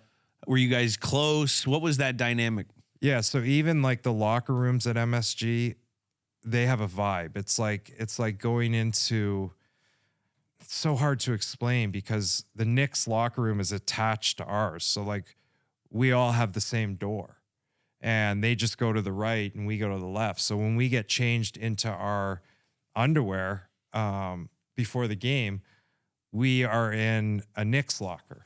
So like I would be in Stephon Marbury's locker, putting we call it gitch. It's like the stuff we wear girdle and underneath. shit. Yeah. So that locker room has this, it's like walking into a sacred ground, like a hollowed room. It has this vibe to it, unlike any other room. I know beautiful locker rooms. You guys had one. The Jets, you see that. Yeah, ours are all right. This was a thing. So like the music was a vibe. And we had a lot of Europeans. So we only listened to like heavy techno, trance, like fucking hard shit before games. Yes. And you could hear it because it would bounce off the walls. And the Knicks put the sickest sound system in ever, you know? So it was a party. This team was a party team. We had a lot of partiers on this team, and every game was a party. Who's the party animal? On this team, we had some guys that went hard. I mean, I definitely went the hardest for sure. So you got asshole, you got party Hardest animal. partier, yeah. So you're in it. Yeah, I was in it. Too fast, moving way too fast at this point. First to say it. I just signed a 4-year deal. Yeah, way too fast. Way too fast. Let's jump into the game. Before we move on, just because I saw that Nigel Dawes was on this team, and he's a unique player in that he never really quite stuck in the NHL, but is the kind of the KHL legend. What was it like playing with him? Yeah, Dawsey, also half black, which is a rarity in our sport. Yeah. You know, Toronto kid. Yeah, he went on to play like a lot of years in the KHL, which is the Russian version of the NHL, which is a very, very good league. Dawsey played pretty good for us, I think. You know, how is their pay over there? They make big money. No taxes, Oil money. too. Yeah. Oil money. No, but are they allowed to come home? Yeah, they come home with bags of cash multiple times over the course of the year. Or they send family members with bags of cash home. It's the Wild West over there. Man, KHL. That's so crazy. That's why I'm so fascinated. When we won in 2002, I went to Russia we had Fedorov, Larionov. We had a lot of Russians. Anyways, I went to the Kremlin. They took the Stanley Cup. They had a parade there. Like, that's a whole different world. And there's a lot of people over there. They love hockey too. And hockey is their sport. Yeah. You know, Canada, Russia, 72. The Russians are incredible players. Great for the game. And Detroit was the birthplace of them defecting, really. Yeah. Yeah, there's a great documentary called The Russian Five. You should watch it. We have to watch that. We'll watch that. All right, Jackie, let's break down this game. You want to get into the lead up real quick? Set the stage. Yeah, lead up. All right, so over the final month of the season, both teams were around 500. The Rangers went 7-8. Devils went 9-7. The Rangers owned them all season, 7-1. That lone loss coming the final game of the season, which would decide home ice advantage here. Devils won 3-2 in OT, and that was final game of the year. I had no idea that games 1 and 2 were on the road. Wild, right? You just black out. I had no clue. I guess it just didn't matter. Like at this point, it was so fun and so like nasty. It didn't matter. I probably liked going. I think I did like going there more. Now, I like that. you Be like being the baby. villain. Yeah. You like being the villain. Yeah. Is there a different energy? And I'm assuming yes, but can you explain the energy difference between regular season hockey Yeah. and fucking playoff hockey? Because I explain it all the time in football. There's difference between training camp speed to when you have a preseason game to when you go to the regular season and then playoffs. And each week in playoffs is like balls to the walls. There's no business decisions. Guys are literally trying to kill because there's no more games. Yeah. Like, can you explain that energy? The jump between the play in the regular season and the playoffs, it's so exponential. It's like a thing that I think is just baked into us. Like, it also becomes a performance. It's more life and death. The fans and everything gets baked into it. Playoff hockey, it's just a better game. Yeah. It's a sharper game. Everything, there's no, we play 82 games. So the first 20 of the season sometimes are a little bit sloppy. Yeah. Trying to work out your power play, penalty kill. Which is like in our league, as of late, last 5-6 years, the first 4 games, because they've killed practice time in training camp, Right. has become sloppy. Right. Very you can sloppy. see it. Yeah. You can see it. And then Sean mentioned games 1 and 2. The On the Rangers took road. both of those 4-1 and 2-1. Wow. So then that brings us to game 3 here, a Sunday afternooner at the Garden, up 2-0 in the series. First period starts out trading goals. Devils came out flying around. Wow, we lost. I didn't know they scored the first one. Then Yeah, they got on the Dubinsky board tied it first. up. Then Dubinsky tied it up, End of 1-1 the after one. first. And then we go on the power play, a 5-on-3 in the second period. Yep, That was a second period goal. yep. 6:50 in. 6:50 in. That was the famous. So that Avery was Rule after moment. I had done the thing. Yes, Okay, yeah. scoring the goal off the after Right, that. right. Oh yeah. Yes. So what's the thing?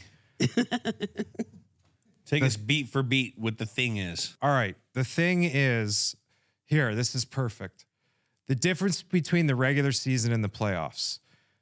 In the regular season, my job immediately was go to the front of the net and try and make number 30 go crazy. All right. And in doing that, sometimes I would take a penalty because, it's like a little bit looser and the stakes clearly are not as high, but you're in a different mindset. So now you're in game 3 of the first round. And during the regular season, normally I would go to the front of the net, and the traditional way to stand in front of the net is you stand facing your defenseman so that you can visually see the shots for tip-ins, because that's a big part of the game. Yeah. Guys have made their careers just being great net front guys, being able to have hand-eye and tip pucks in. Yeah. Dino Cicerelli was incredible. Thomas Holmstrom, who I played with in Detroit, one of the greatest ever. The problem was Brodeur was such an OG, this guy, 500 NHL wins, that when I did it in the playoffs, and I think probably in game 1, I went to the net traditional, and I get jabbed in the back of the knee, poked in the back of the knee, but in the most perfect spot where when you're on skates, if you get poked in the back of the knee, you go ass over tea kettle. So he poked me and I fell into him. He sold it and I got a penalty. So now I just put So he them- poked the bear. Well, not only did he poke the bear, he beat the bear. He out-tricked the bear. He outsmarted the bear. The wise man knew what So you're like to a little do. cub right now. Yes. You're a cub. You're not even a bear. Right. And I'm like out of my element, and I go, holy fuck, because the stakes are high. I have to figure out how to not get penalized because I want to stay on the ice. I want to score. I want to be effective. So the cub had to go to the penalty box, and is this where the cub became a bear? yeah, well, at this point, and this was the triggering effect, we get a 5-on-3, which a 5-on-3 power play in the playoffs, very rare. That means they have 2 5. penalties Yeah. right now. 2 guys have to go off the ice. We have 5, they have 3. That's a big moment, right? Have to score. You have to score. Have to score. It's like do or die, and if you don't score on 5 special teams.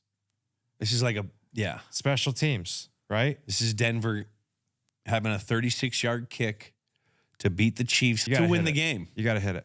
But what happens? The Chiefs blocked the fucking field goal. Yeah. They came up with the play. What They a lost. block. It's fucking crazy.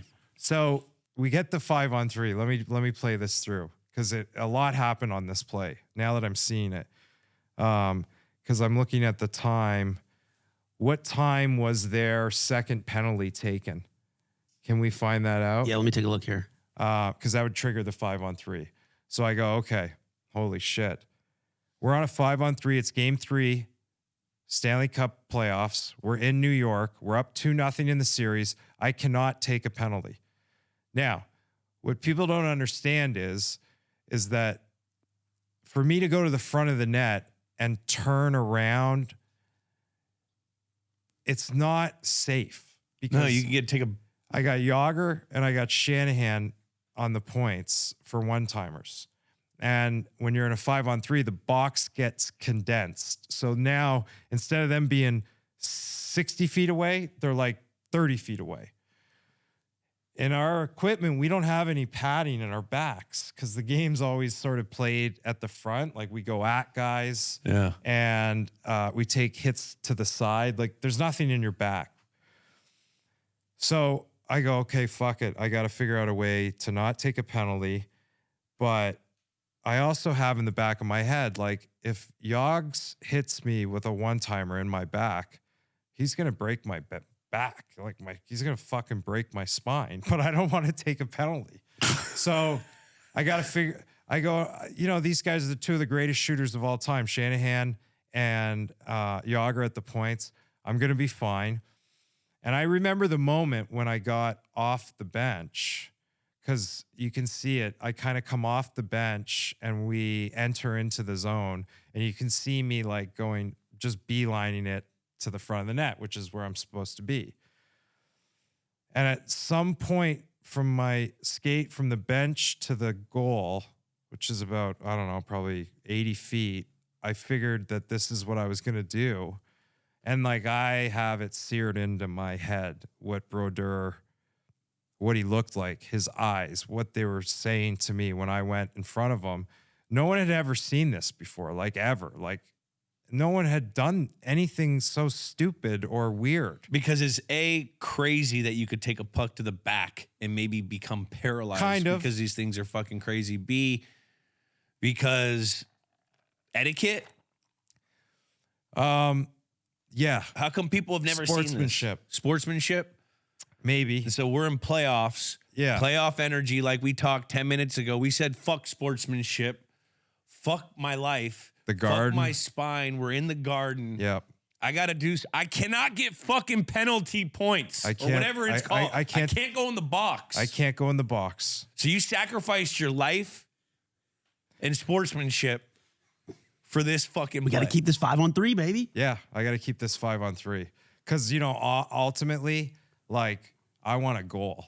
Yes. Because I am at war with this goalie. So if I can tie this whole thing together somehow and I can bury one on him, I got 2 on him in the series. And both times I scored on him, I reminded him immediately after. Like they would throw a flag in football. They would go, oh, taunting. Take that. Yeah, taunting. Yes. Yeah. I would go right to him and tell him terrible things about the shit that he's done off the ice and that I just fucking scored on you. Did you see that goal? You fucking Clearly shithead. he didn't. He didn't get it. Well, so it was war, right? And that's what happened. There's no fair in love and war. Yeah, there's All's fair. Yeah, all's fair. all's fair. in All's love fair. and war. Oh yeah, that's And by the way, he wanted me. They were trying to hurt me, and it was good. It was like perfect. It was the perfect storm. So what happens? I do the thing. I put my hand in front of his face, right? He moves one way, and I move the other way. And I think he thinks I'm only going to do it maybe like once, and I'm not going to really stick with the bit. But I stuck with it. So anytime he moved, and we had a couple of shots, in the process. I have no idea what's going on. I can hear the shots being taken, so I'm sort of like trying to feel it. I'll lift my leg up or kind of move with Brodeur because he's trying to. Goalies have to try and find the puck, whether you're looking at them or away from them. That's part of their job. They got to track the puck. And a moment happens. It goes down to the back door to Scotty Gomez, who I'd played with all year. And I don't know, man. I just kind of like, I just stood there and I was already facing that direction. So I didn't need to do sort of a 180 to Scotty, who was in the corner with the puck. He could just, it was a direct line to me. And it's sort of how it played out. A direct line to me, who's already staring at Brodeur, like kind of doing this. And then that's it. I'm here and I get a pass and I bury it, a one-timer, and like the fucking place just went nuts. Like it went fucking nuts. Yeah. What is Brodeur saying? That, I was so, I didn't. Did he have a name for you? What did he call you? Did he call you Sean? He has Ave? broken English. So Avery. it's kind of, no, he almost didn't Johnny. really speak. Yeah. Like I got this guy so mad that he couldn't speak is basically the situation. Anytime we played them. And you can see, by the way, from that season series, we played them 8 times. Yeah. You guys, how many times do you play another team? Twice in the division and then So playoffs. Imagine playing That's them inside and out. 8 times. 8 times. And we beat them 7 out of those 8 games. So like I was so far up this guy's ass that he wanted me dead. He would definitely, he would not have shed a tear if I fucking popped up on back page of the New York Post dead. He would be happy about that. It was fucking war. I scored, the place went crazy, and that was kind of where it was just all in the same thing. It was like the same minute. It was And this idea came up on the 40 feet ice. yeah, however skate. long, however far it is from the bench to the goal line at MSG. You didn't think about this on the bench. It just hit I had you right never there. thought about it once. And the funny thing was, Chris Drury, who's now the general manager of the New York Rangers, he's on the back door. So he's like back door on my right side, left side, whatever side. Depending on what side you're facing, he's back door. The ref's yelling at me in the corner. He's telling me to knock it off, more or less. But there's no rule in this. So I'm like saying to him, what, like we're talking, like you can see it. There's a conversation. I'm talking to the ref. He's like motherfucking me, telling me he's going to give me a penalty. I'm like, there's no fucking penalty. And then Drury comes from the back door. He skates over and he whispers into my ear while the play's happening, Aves, he's going to give you a penalty. And I kind of turn to Drew and I'm like, for what? And then at this point, Drew's like, yeah, no, I got to go back to my spot. And then that was it. It went to Gomer, to me, and I scored. And it. Now, did you go back? You went back to it the next? Well, here's what happened. Oh, man. Dude. All right, there's a rule, okay? The NHLPA, which is our union. You have one. Yeah. NFLPA. Yeah. The NHLPA, which is our union, they have to approve any rule changes. They do it at the Board of Governors meeting in Palm Beach, Florida in the summer. Yeah. It's Owners meeting. Yes.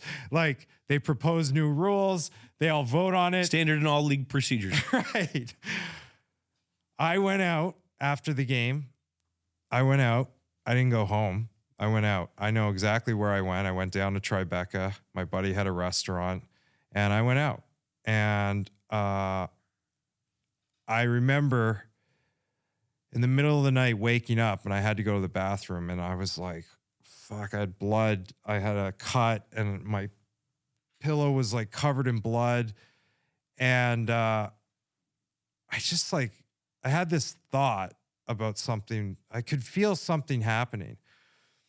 I wake up in the morning and I get into, the Rangers sent town cars for us. Like that's how we would get to the practice. That's awesome. Yeah. Love Jesus that. Christ. Meetings, like literally a black town car is in front of your building. You just walk outside and they drive you to the rink.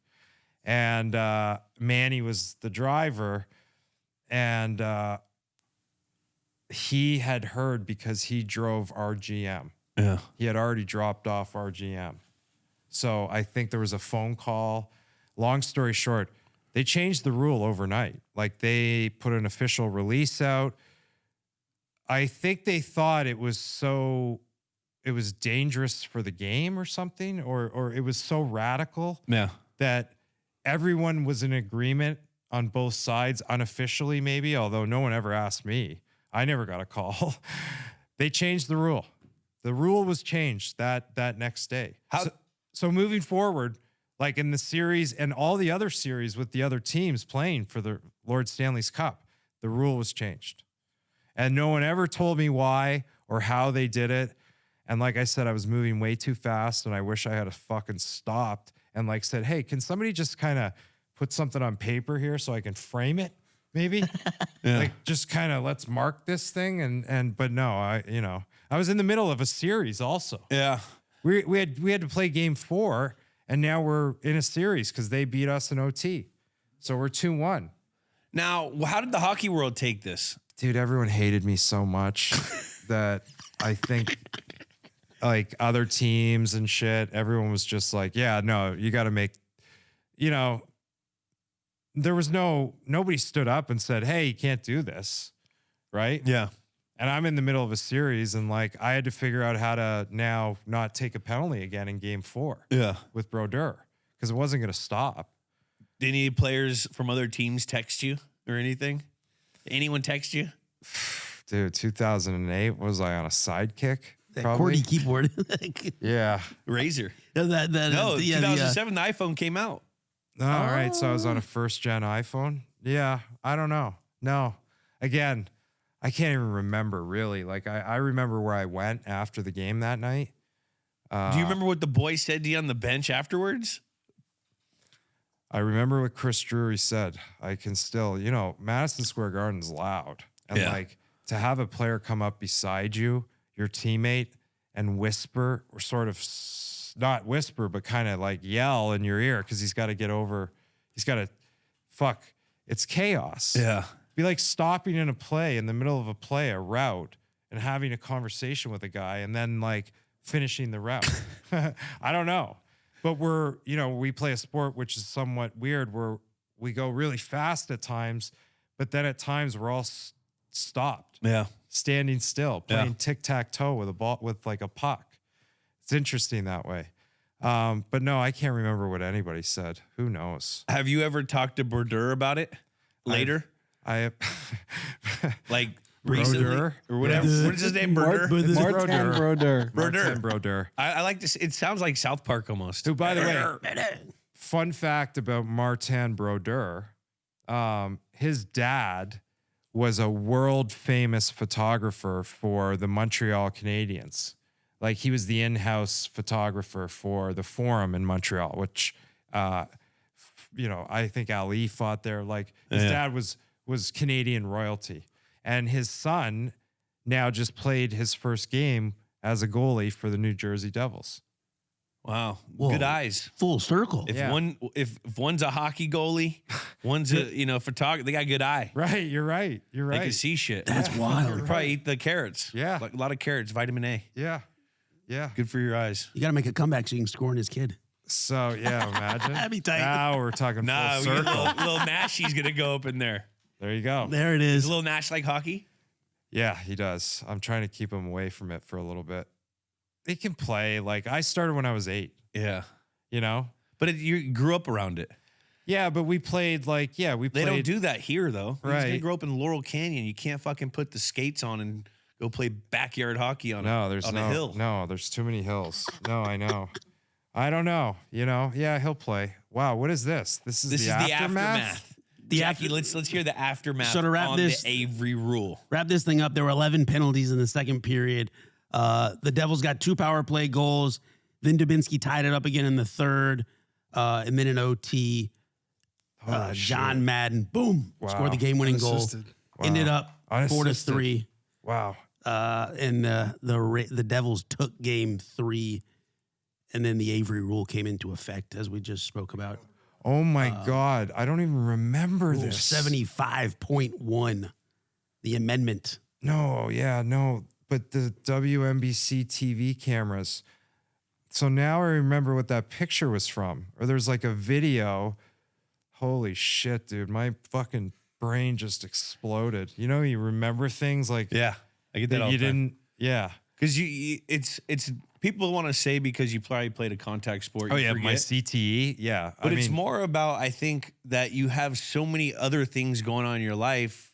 It's like a processor. You get too much gigabytes, you forget about certain also things. at this point when you're in the middle of a series, like, do Yeah. you remember what happened from game 1 of NFC to the Super Bowl final? Like the narrative and piecing all those. It'd be more like, do I remember a play from a certain game? Because Right. you guys have so many games. Right. You know, right. there's a lot of times where I don't remember, but someone will come on and we'll talk about, and then it reunites something Yes. like you just exploded. I just when you, felt that. Yeah. It's a deja vu, but it's not. Okay, so the next day I went to practice.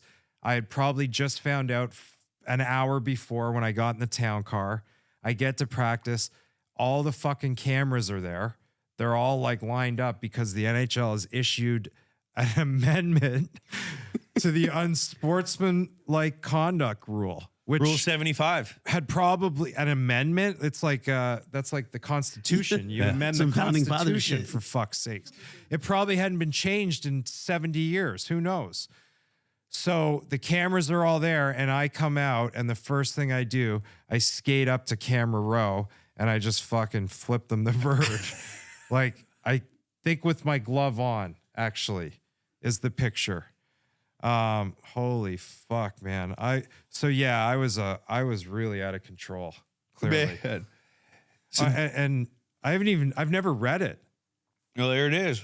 An unsportsmanlike conduct minor penalty will be interpreted and applied effective immediately to a situation. This is the amendment, by the way. That's a long amendment. To a situation when an offensive player positions himself facing the opposition goaltender and engages in actions such as waving his arms or stick in front of the goaltender's face for the purpose of improperly interfering with and or distracting the goaltender, as opposed to positioning himself to try and make a play, Colin Campbell, the NHL director of hockey operations, said in a statement. How the fuck did they write that overnight? That's like wild. They got a lot of lawyers. They had a team of dudes working Got a on that lot of one. lawyers. Because that says a lot of different things, doesn't it? Basically, you can't like do anything in the goalie's face anymore, or Well, what's distracting? that's an amendment. I've never read that. That is not an amendment. That is That's your amendment.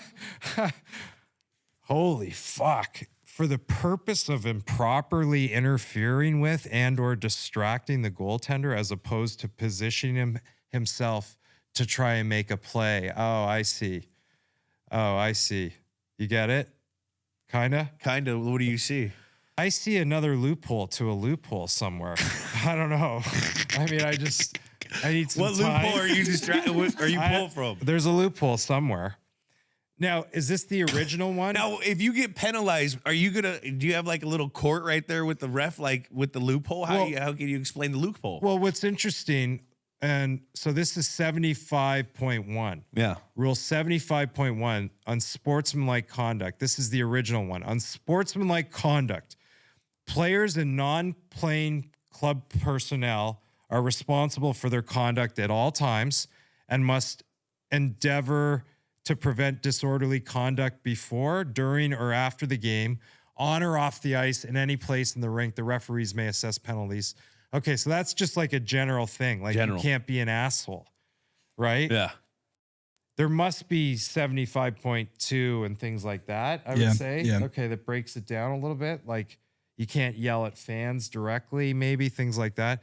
That amendment's wild. That is unbelievable. Wow. Wow. Thank you for this. How's it feel like to have the league move that quick for something you did? Well, now is the first time, honestly, I swear to God, that I can kind of look at it and just put it all into like a box. Like, I can I sort of see all of it. And when it happened, now I kind of feel and understand it. I mean, I was fucking out of control, clearly. That amendment is the wildest thing I've ever read. Is it called an amendment, or are we just giving it the name amendment? It said amendment. It says amendment. Did it say Somewhere, amendment? right? Yeah, everywhere. Yeah. The NHL issued an amendment. Oh, there it is. To the unsportsmanlike conduct rule to cover the situation. Whatever happened to I'm just a bill? Made it up to Capitol Hill. Remember those things? Yeah, bro. Didn't even get to go to Capitol Hill. This thing got right there. I was What is gonna that? say What is- executive what order. is that? Executive order. Executive order. Yeah, it was an executive You got order. executive ordered. Yes, you can write them, and that's your day to just go. You just fucking let it rip. Like Raj for our league, Yeah. the commish. There's a rule where he can. It's like basically he can do whatever he want. Rule. Ooh. What day? What do you mean? Or just anytime? Anytime. Veto. You can't. He's got He has veto. the last veto Yeah, on anything. yeah. Or nobody can actually veto anything that he does. Right? Kinda. This is also puts this whole thing into perspective because, like, we went on to win the series. Am I? No, Can keep I going. say Yeah, let it rip. Then we lost quickly to Pittsburgh. Sidney Crosby. Kyler's team. Yeah, This was the start of their little run. Their They ended run. up losing to the Red Wings. but- Fleury. Yep. Yeah, Malkin. Malkin. What a team. Max Letang. Talbot. Letang. Great team. Hal fucking Gill, the biggest defenseman I have ever played against in my life. Like, he was huge. He was a giant man on skates. And he gets the puck in the corner. Game 3. It was the first period. And I'm at the blue line. I'm like, I'm going to fucking kill Hal Gill. This is my time to kill Hal Gill. I go 100 miles an hour at Hal Gill and hit him dead square on. Like, I try and kill Hal Gill. Hal Gill stands there and I bounce off of him. And I'm like thinking to myself, I think I just tore my abdominal. Okay, I was dead. I thought I tore my abdominal. I went back to the bench. Rammer, our trainer, I said, I tore my abdominal. I need a Toradol shot in between periods. So we go in. He gives me a Toradol shot. And So is this 2 on the day? this second one, too quick to get a second one. Yeah. All right. We lose game 3. I assume. I don't even fucking know. I can't even remember finishing the game. I went into the cold tub after the game. And the moment I got into the cold tub, I felt like somebody stabbed me in my shoulder. And Doc Feldman, our team doctor, was 4 feet away and he saw it. And the moment he saw it, he was like, get your clothes on, get him dressed, and we got to go to the hospital. And they took me to the hospital in the back of a cab. I guess that is one of the referrals of a lacerated spleen. Oh, I lacerated my spleen on that hit that I thought I was going to kill. Yeah. Hal Gill actually almost killed me. And I spent 4 days in ICU of St. Vincent's, which is not even a hospital anymore. They tore it down, where a majority of the gays in New York during the AIDS crisis died in this hospital. It was a really like symbolic, like deep hospital. And I almost died in that hospital. So that was the end of the fucking season. That was it. Like that whole run. That's how hard it went. It was going so hard. And I almost died because I had this type of laceration that it was a squirting laceration. So We got a squirter. we had a squirter. Yeah. And they had to keep going in and trying to cauterize Burner, it. you got to burn it. You got to burn it, but you can't. They Go could too only far, see it when it was squirting. So they had to keep going in like 4 or 5 times over 4 days. Oh, Yeah. Brutal. you know, the aftermath of the Avery Rule game. The hockey god said, hey, son. Can I tell you one more funny story about that? Yeah, let's hear it.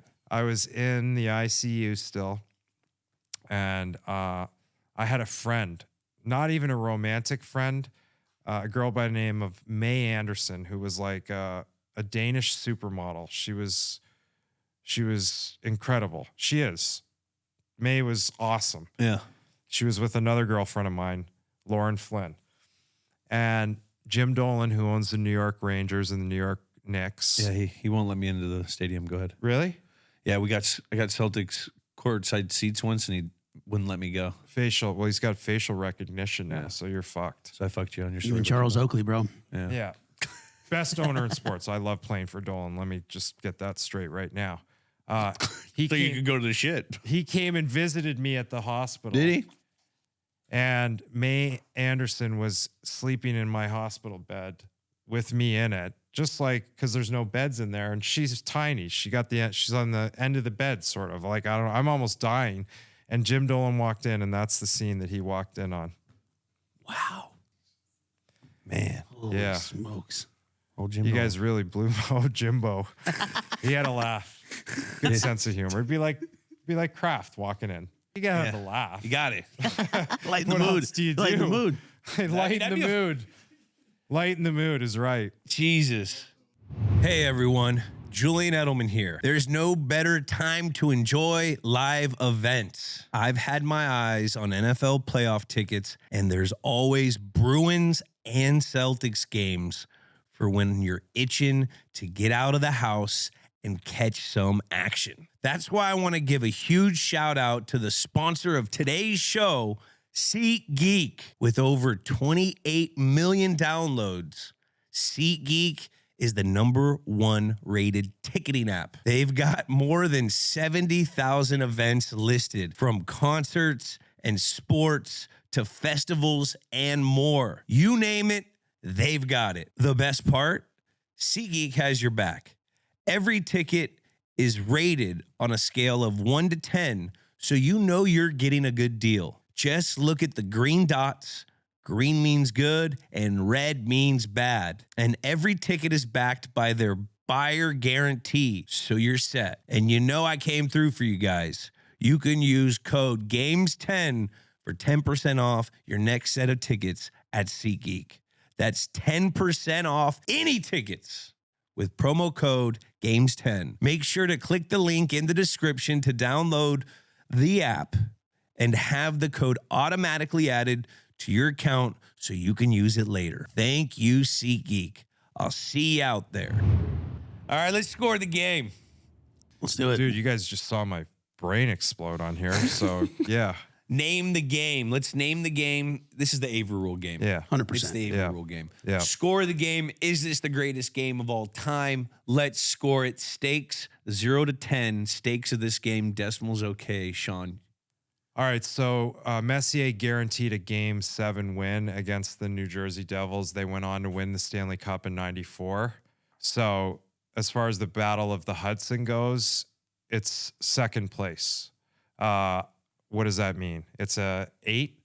It's nice. That's good. That seems good. Yeah. I like Is that that. all right? Yeah. That's a pro score. Yeah. Okay. Pro score. We just had Danny DeVito on the show. He's producing a show with Mark Messier about Game 7s. So they Oh. covered that game in it. Oh, wow. Wow. Oh, yes, I've seen this. Okay, I need to watch it. Yeah, oh, it's great. shit. It's good. Yeah, it's great. It's good. It's good. Okay. I'm going to score it I'll give it an 8.1. It's a playoff game. Yeah, playoff game, game 3. There's a lot of heat there. You got a little rivalry across town or whatever. I Across went with a Hudson. 6.0, slightly Russian judgy of me. Jack's a hater. A little I bit went of a with hater, the sorry. 6.0, Jack. I don't know what I'm doing over here. I'm just wild. I just spray. don't let him. I just don't spray. Don't let him get off on the Round he hates, score, He hates too. hockey. Jeez. I I'm a fucked puckhead, up. bro. I I'm a thought- puckhead. No, I that's didn't know. that's a good score. Star power 0 to 10 decimals okay. The people that played in it, maybe the people that are at it. I mean, the star power. Oh, yeah. Oh, Hall of Famers. yeah. No, this could compete with there was Liam Neeson. We had some big Margot Robbie, I think, was at that game. If you go to Wire Image, Nice. I'll give it an 8 point. Go to Wire Image. I'll give it an 8.9. Let me get some watermarks. 9. It's a Getty good images. score. Star You're power. in New York. Yeah. Yeah, I give you 8.5. That Rangers roster is stacked too. There's some I like don't- I'm not legends on and that. Mine's team. a little biased because I don't know hockey guys that well. So like, if I knew the amount of studs on this as much as No, like, 8.5 is nice. no, It's 8.5. healthy. Yeah. I forgot Margot Robbie's such a big Ranger fan. Yeah. Yeah. Jack had a 7.8. I had an 8.1. Nice. The gameplay of the game, 1 to 10 decimals okay. I mean, 5 on 3, Overtime. Yeah, back A and lot of forth. penalties. a lot of penalties. Yeah, it was really nice. It was like Americana. I'll go an 8.1. I'm like going that. to 8-5 again because I mean we got a fucking rule name after the game. Big time. Yeah, okay. I went 7-4. I went Too low. 8-1. Now you gotta grade the name of the game. Avery Rule Game. Avery Rule Pretty Game. darn good. It's so Cultural like people know this fucking Yeah. game. You say it and they know. So it. I've told people that I'm having you on, like my hockey friends. Yeah. And they go, "What game you doing?" I go, we're doing the Avery Rule Game." He goes, "Oh, fuck that motherfucker." Yeah, it's like I guess I could die knowing like I mean Jordan had a flu game. It was an identifiable game. That's this game, right? That I mean, the rule Name the got game. the Constitution of hockey passed an amendment, an executive decision to pass an amendment for this rule Because of this game. because of you Yeah. and the name of this game. Yeah. Let me go. I'll go a 9-1. I'll go with flat 9 Okay. I like it. because I Nice. brought and my test to that is because I have like a select few of hockey friends, Right.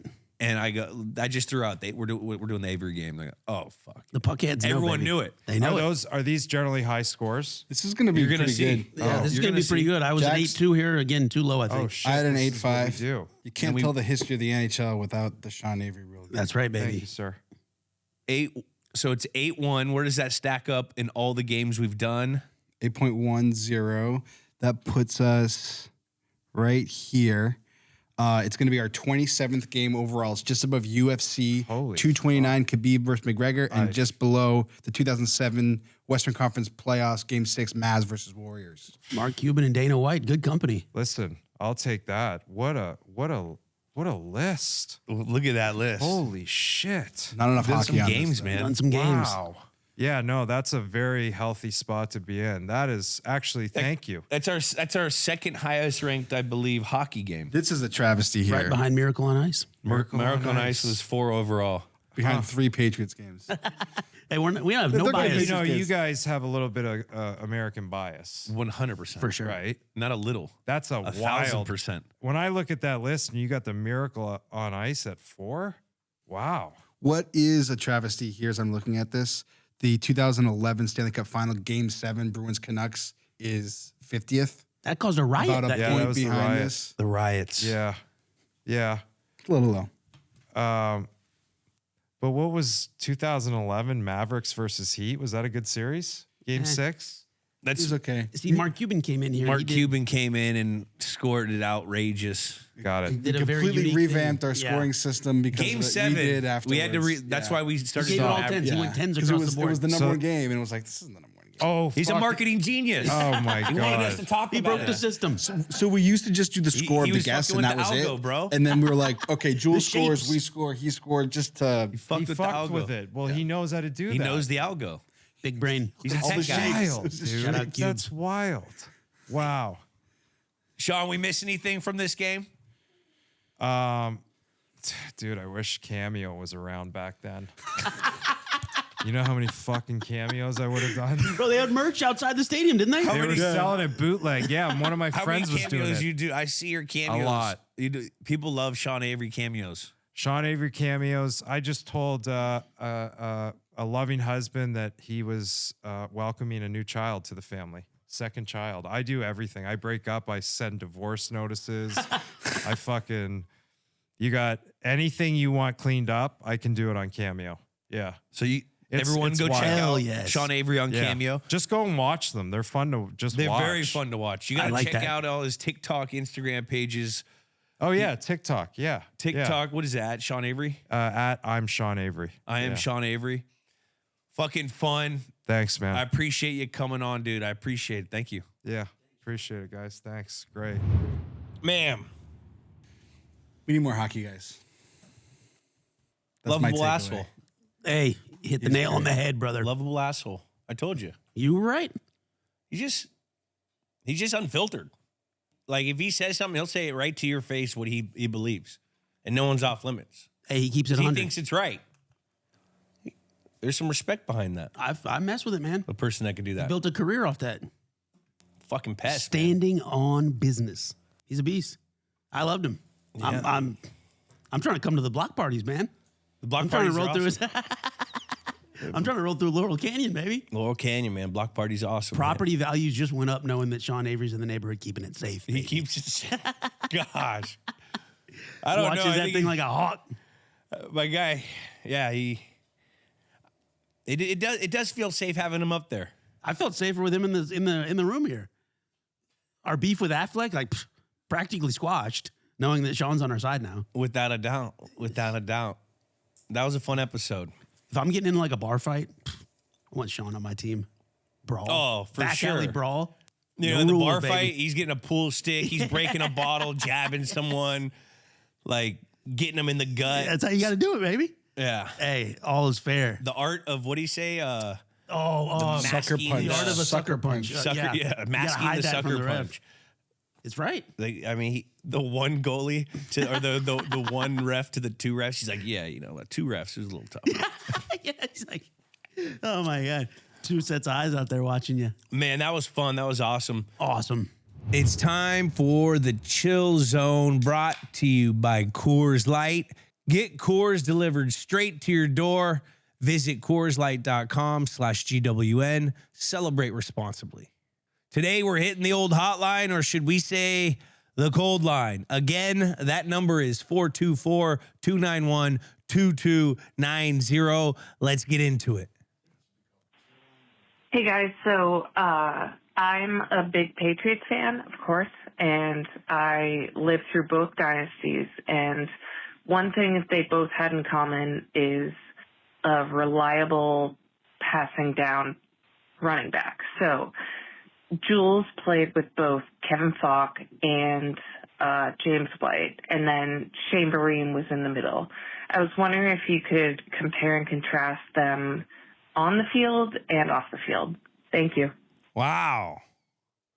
Little scat back love. Well, Kevin Falk was like the innovator. Kevin Falk we used to have a drill where you worked on your jump cuts in the off season with like ropes and shit. And we used to call it the K Falk drill because he had such a good cutback. And people don't realize he's like, I think NC2A punt returner, like holds all the records. He was a monster. I learned a lot from Kevin through like returning punts. I remember he used to teach me early on in my career. He was like on the tail part of his career when I was there. He was like one of the smartest players. He knew everything. You could tell he'd been around for a while, and he had such a pedigree. He had so many big plays, and he made a lot of big plays for us. That 4th and 2 against That was a first down. Indianapolis. Colts? Yeah, that was a first down. That was 2K Falk. I still think of that. And one. Kevin Falk was like the innovator of putting the running back in the slot. He could run routes in the slot. I mean, we used to have formations named after Tiger, LSU Tiger, which put the H over in the slot over here. Like there was a bunch of stuff. And that was because of Kevin Falk. He was kind of like the innovator of the whole thing. Shane Vereen. Hold on, before we move on from Kevin Falk, Marshall Falk's cousin Yeah, Marshall Falk's cousin, which Marshall Falk did the same thing. I mean, it's crazy. And K Falk was such an awesome veteran to be around. I loved K Falk. I owe him a lot. I didn't know how to catch punts and shit. And Bill would in organized team activities and mini camps and stuff, he'd like walk around you and make you nervous right when you're catching punts. And K Falk would always talk me off the ledge. So I love K Falk. Shane Vereen, one of my roommates, one of my favorite guys. He was also the one thing in common with all of these guys. They were all really smart guys, really smart football players, really great in protections because their running back, they ran a lot of routes, but they also had to like know their protections, and all those guys could lay the wood and pick up those linebackers and knew the protections very well. And then James White, Shane, I mean, he was just a great football player, and he ended up leaving us, but huge part of why we won in 14. Had the reception record in Super Bowl. Yep. And then it was beat by James White. Yep. James White, like one of the best professionals, didn't say much when he talked. You knew it it was important. You listened because you didn't hear him talk, which he's doing great on TV right now. He's on the Big Ten Network, I believe, and he's killing it. I love watching him. I love listening to him on social. But I think in order to play that position for us, those were all some of our smartest guys on our team. They all worked extremely hard, so they all had a lot of the same. Cool. Shout out the Money Down podcast James White has. Money Down podcast. All right, I think we got Money time Down? for Money Down. That's James White's? Yeah. Money Down? The Money Down podcast. Oh, James third White, down. Sojourn, Third Shelton. down. That's what it is. Very good. There it is. Money Down. Hey, what's up, dog? You can't even get me on there, dog? Got some third downs in here, dog? All right, we got time for 2 more. Here we go. That was a good question. Hi, everyone. I'm Angela from Dallas, Texas. Longtime listener, first-time caller. In a few episodes, Julian has mentioned Formula One. Is he an F1 fan or, in general, a fan of auto racing?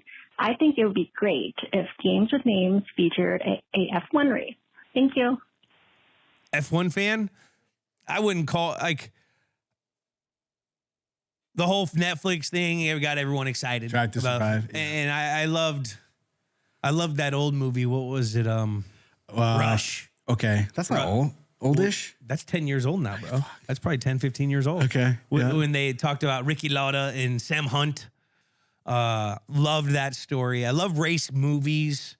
I love NASCAR. I like NASCAR a little more than I like Formula One because I'm American. Okay. And it seems a little more equal. Like Okay. the richest team in F1 always wins. I love watching those guys. I love seeing the little feuds between what's the guy for Red Bull? In F1? Vishkenskosh. Oh, God. What's the main guy? He's like the number one guy. Verstappen. I just know that, what's his face? Just I got a moved to bunch of friends that Mercedes. watch it and I love it. And who's Daniel Yeah. Ricciardo. We have crossover. We have some mutual friends. So yeah, I know his story a little bit. I think that would be cool. I would love to get a racer on just to pick their brain on how they like prepare. And there's all these YouTube videos of like in documentaries of how these guys prepare for their reaction and stuff. And actually have met Lewis Hamilton. Yeah, I met he him. just at the went Met to Gala. Ferrari, I think, from Mercedes. Yeah, just like recently. it's crazy. Yeah, But I definitely respect those guys. Those guys are crazy. they're athletes for sure. Yeah. And I'm more. I would say I'm more of a NASCAR guy. More of a dirt bike guy lately. I'm more of a Cole Trickle kind of guy. He hit me. No, Cole. He rubbed you. Rubbing is racing. All right, Angela, why don't you send us back a game or a match or a race that we should do? Like, send us some more races. I think I might do the 1979 Japan one when Ricky Lauda didn't race after his. Like, we could do that one. It's the same. It's pretty much the movie. It's the movie. All Sam right. Hunt had to win, qualify. It was a ballsy move. All right, last one. Only you tire heads would know. Hey guys, great episode with Howie Long. Really enjoyed it. I had a Howie. question for you. What about possibly having Stephen Ridley on as a guest? I think that would be fun. Thanks. Bye. 1,000%. He's been around lately. He's been around. Yeah. Yeah, we quick fun story about me and Rid. And by the way, Howie was so fun. Oh, awesome. He makes I feel like, we put a good performance around him. He's like a dad figure at work. I feel like you don't want to disappoint dad. Because I'm friends with his son, so it's like one of your boys' Oh, dads. did they say anything after? Like, oh, we did okay? Get the clear? Haven't heard back I yet? haven't heard. Me and Chris talk, but we don't. I don't know. I always forget what we talk about. We got to get Chris back on the show. We got to get Chris back. And Kyle. He's my favorite one. He's my favorite guy. I love Kai. We got to get Howie Long Jr. See what I don't know him. the Raiders sales department's up to. Yeah, we got it. But getting back to Rid, just had Rid at the house post fire 2 days after. Bring him out. Probably shouldn't be going where we were going towards Palisades. All of a sudden, and people are looking at us. We're driving in Brentwood and like Santa Monica, north of Montana. People are looking at us. We have like masks on. We're on fucking Super 73s looking at us like we're looters. All of a sudden, we're going by two people And I look in the corner of my eye, Rid's trying to show off and going like sidewalk, do a jump, because he's really like super motocross kind of guy. And fucking does this. I look at the corner of my eye and I just see Ridley parallel with the sidewalk and swoop, hits it. He goes, oh! He fucking fell on the bike. I was laughing so hard. I couldn't stop laughing in front of people. I'm like, see, we're not looters. We're just regular people. It was fucking crazy. But yeah, we got to get Ridley on. It'd be a real fun episode. That'd be awesome. Cool. Great voicemails. You got to keep them coming, guys. Those are some really in-depth questions. What was her name from Angela. Angela. And then who was the? We didn't get a name for the first We didn't get a name for the running back. Yeah, we haven't had question, but any that's Pats running a really backs on the good- show before. Who? Have we had a Patriot running back on the show before? I don't know, but we have to. We have some guys that we got to get on. We need to do that. We got to get K Falk on. Guys, keep them coming. That was awesome. That was the Chill Zone. Thanks to our favorite beer, Coors Light. Get Coors Light delivered straight to your door by visiting CoorsLight.com/GWN. Celebrate responsibly. What a game.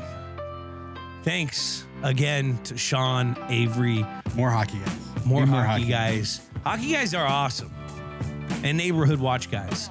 We've been really in contact over these fires. He's been holding down my daughter's neighborhood while I've been over at my house holding down my neighborhood. So good to have a fellow neighborhood watch guy. Remember, subscribe on Apple Podcasts, Spotify, or wherever you listen to podcasts. Comment a game you want us to do. And remember, Rate and review. Leave a 5-star review on Spotify. That's a new contact. that's new. While you're there, leave it there. And remember to follow Games with Names on YouTube, Instagram, X, TikTok. We're still there, and Snapchat. Leave a message on the old hotline, 424-291-2290. We'll see you guys next week. Games with Names is a production of iHeartRadio. For more podcasts from iHeartRadio, visit the iHeartRadio app, Apple Podcasts, or wherever you get your podcasts.